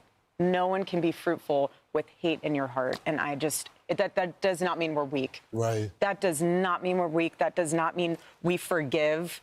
I will never forgive that. Excuse me, I will never forget that. Sorry. I will never forget that. I will forgive it, but that's because I know that the Lord is just and sovereign. But it's one of those things where people need to understand that hate is very powerful, but love is more powerful. So how interested are you in what went off in this guy, the suspect, that allowed him to do such a heinous act? Like, that's what I ask myself almost every day. What prompted that individual to get on that roof and end your husband's life? Do you have questions about that, or have you just socked that away leave it to the lawyers? No, if you think about it, everything starts small, okay? So when you start believing in something or diving into something, it starts with a small little seed. So is that seed going to be something that was planted and go towards the light and go towards the Lord? Or is that seed that's planted that's going to go towards evil and darkness? And it starts with one little inch that just keeps growing and growing and growing. And you have a choice in life. And again, Charlie was trying to save the exact man that murdered him by trying to reach that generation and say, there is a different way to live. There is a way better and healthier and pure and beautiful, truthful way to live. Why are you wasting your time with brain rot? Why are you wasting your time with things you know are so unhealthy, so unproductive, so divisive, so evil? Morning, Stacy. When there's so many other things you can be focusing on that you can build and that you can harness for good, why are you wasting your short time? My husband lived for 31 years. That's it. We don't have a lot of time here at all. But if you spend that time on things that are beautiful and true and good, Holy shit. Thank you so much to Stacy for the 5 gifted memberships. Shout out to everybody who received a membership. Welcome to the membership family. Thank you so much, Stacy, for the 5 gifted memberships. You are a boss. I need to get one of those soundboards where it goes like, woo, woo, woo, woo, woo. That was a terrible impersonation of it. But thank you so much for the 5 gifted memberships, Stacy. I appreciate you. God bless you. It means a lot to me. Welcome everybody else who is a member now. Alex, I don't know how the hell to say that name. Thing One, Truth Readings, and Cindy, welcome to the membership family. God bless you guys, and I appreciate that again, Stacy. I hope you're having a fantastic day. God bless you. Sorry I'm a little quiet today. Don't know why. Just one of those days, I guess. So thank you so much, though. I appreciate it. You are the best. You rock. And I hope you're having a good day. God bless you. Love you. Is how our country can heal and start going forward in a way, in a direction that we never thought could be possible, because the Lord can use that. If you just let that little seed in your life go towards hate and evil, we're on a totally different path. Yeah. You know, we're watching you go through all of this. You notice how I got it right? I'm starting to say Stacy now. You get it? I'm doing good. I'm using my brain I have, what little brain I have. And I want you to know there are always going to be the naysayers. There are going to be the people that might question this or that about that day. And we know some of those headlines. But it's always bigger in your head. Someone told me that when I got into this business. It's always bigger in your head than it is to the rest, because most of the people aren't following the headlines or like you are or like we are. And when I got in the business, people would write, not to make it about me, I'm just trying to say this to help you. They would write the most negative things, and I would just be so upset about it. It's because I'm like, hurtful. this trying to be this good Christian girl, trying. I make mistakes every day. We all sin. do. We all do. But I'm reading these negative things, and it really, really bothered me, especially the personal ones when I'm going through the deepest things. But then I realized they don't know me. Even the ones who love us, bless their hearts, they don't really know us they either. don't. So the people who really matter are God, our family, the people who do know us. And that's all that matters. That's all that matters. So all the negative press, I think Charlie's right. I think Charlie's teaching you this week. I know. Just saying stop. You don't have to respond to every single thing. Yes. I mean, it is Focus nasty on out there. Because there are 5% of the people that might not like Charlie's message. The rest of the country. I'm continuing to try and do good, Stacey. Thank you so much. And I hope you're having a wonderful day. They might not always agree, but they're proud of him for standing up. They're heartbroken for you and your family. That's normal. That's what a human being does. Yeah. No, you're right. Erica, can you talk about the next phase of Turning Point? Because Charlie focuses on young men. There's a crisis going on in the country when it comes to young men. Abandonment, weren't taking their places in the household. And now you're focused on young women. Correct. How's that task been? You've always been a writer. You've always had things to say, but you kind of focused on the family for a long time. People that knew you, we knew that you had all these thoughts. But how has the leadership role been for you now? It's powerful because there was no daylight between Charlie and I, so I witnessed everything firsthand, front row seat. Charlie did have a phenomenal way of communicating with the young men of Gen Z and millennials, actually, honestly, every generation, to be quite frank. I have noticed that there's been an uptick in the women's interest in Turning Point USA and Turning Point Action, to be expected. But, again, I view it as a holistic thing. You can't just focus on the female, and you can't just focus on the male. There is a beautiful balance of having the two turn into one of, you're an American. You're an American. That's right. And so for me, something so important that we are going to continue to do is civil discourse, debate, dialogue. So important. If you cancel people and you say, you can't say that, why can't I say that? Tell me more. You have to counter bad ideas with good ideas. You have to have that debate and dialogue. And I can't have, what I do not want to have happen is someone say, well, I'm afraid to talk to that person because X, Y, Z, and I don't want them to be platformed. It has nothing. If we don't communicate and combat each other in a very civil discourse way of discourse, dialogue, that is where we get in trouble. And that's where this whole side, you have to continue that. So that is very important to me.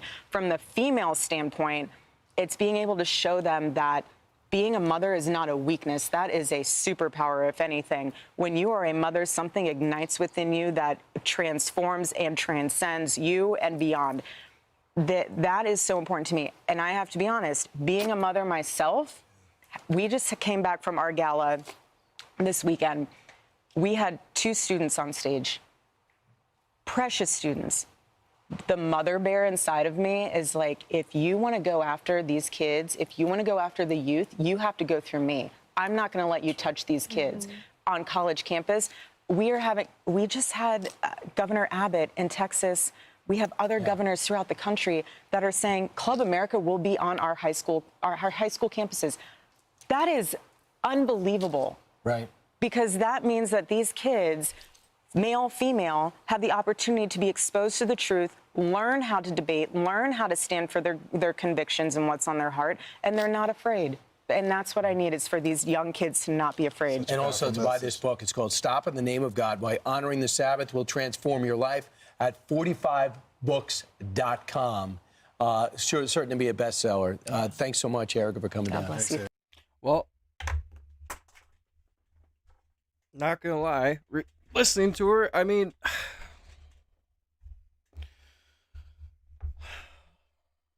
see, when everything first happened to Charlie, obviously it's just like I was, just like everybody else was, heartbroken. And listening to her when she gave that first speech, I'll never forget it, in Charlie Kirk's podcast room, it certainly felt as if she was super genuine, like as if it was real. And I can't say it's not because we don't have facts, but it's just, I don't know. And there's no way for us to know. We can all go off how we feel and what we feel like we see, but. And if she is truly genuine, then awesome. But it's just, it's very hard, especially when we know what's going on with the past and what her mom does, what her dad does. Very, very difficult. Yeah,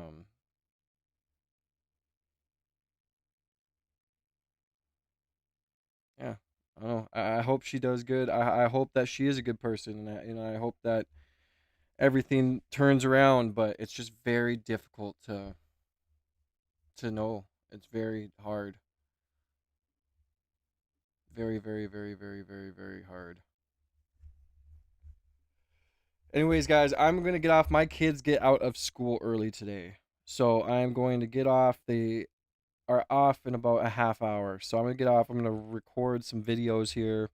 So please pay attention to when I upload and what I upload, so you guys can go like it and share it and show some love and support. Um,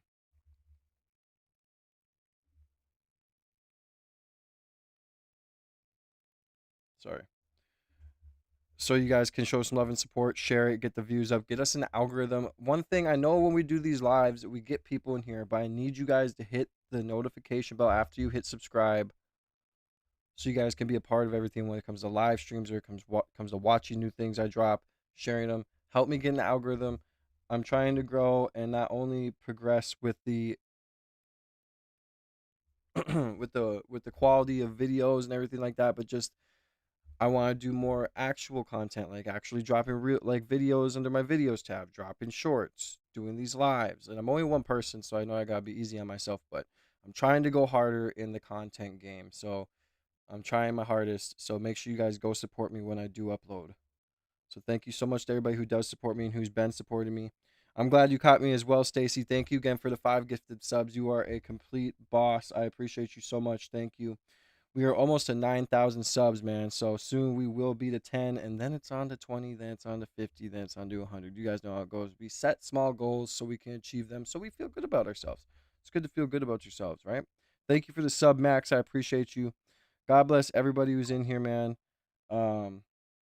You guys are the best. Thank you for always supporting me. Like I say, I have the best community on YouTube, and I stand by that. We're going to continue to grow the community and continue to have a good community on here, and continue to make sure we, you know, achieve our goals. So, and I'm going to continue to try and drop better content for you guys like I do every day, whether it's a good live or if it's a good video or whatever. So, thank you guys so much.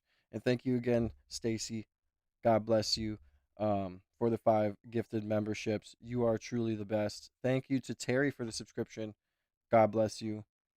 But yeah, I'll see you guys next stream tomorrow, 9:30. I was a little late today, so I will be live tomorrow regular time. Thank you to Max for this. Oh, yeah, I already said thank you, but thank you again, Max, for the subscription. God bless, and Terry. But yeah, so I got some stuff I want to do, get some videos done. I will be live regular time tomorrow. Thank you to Cynthia for the subscription as well. God bless.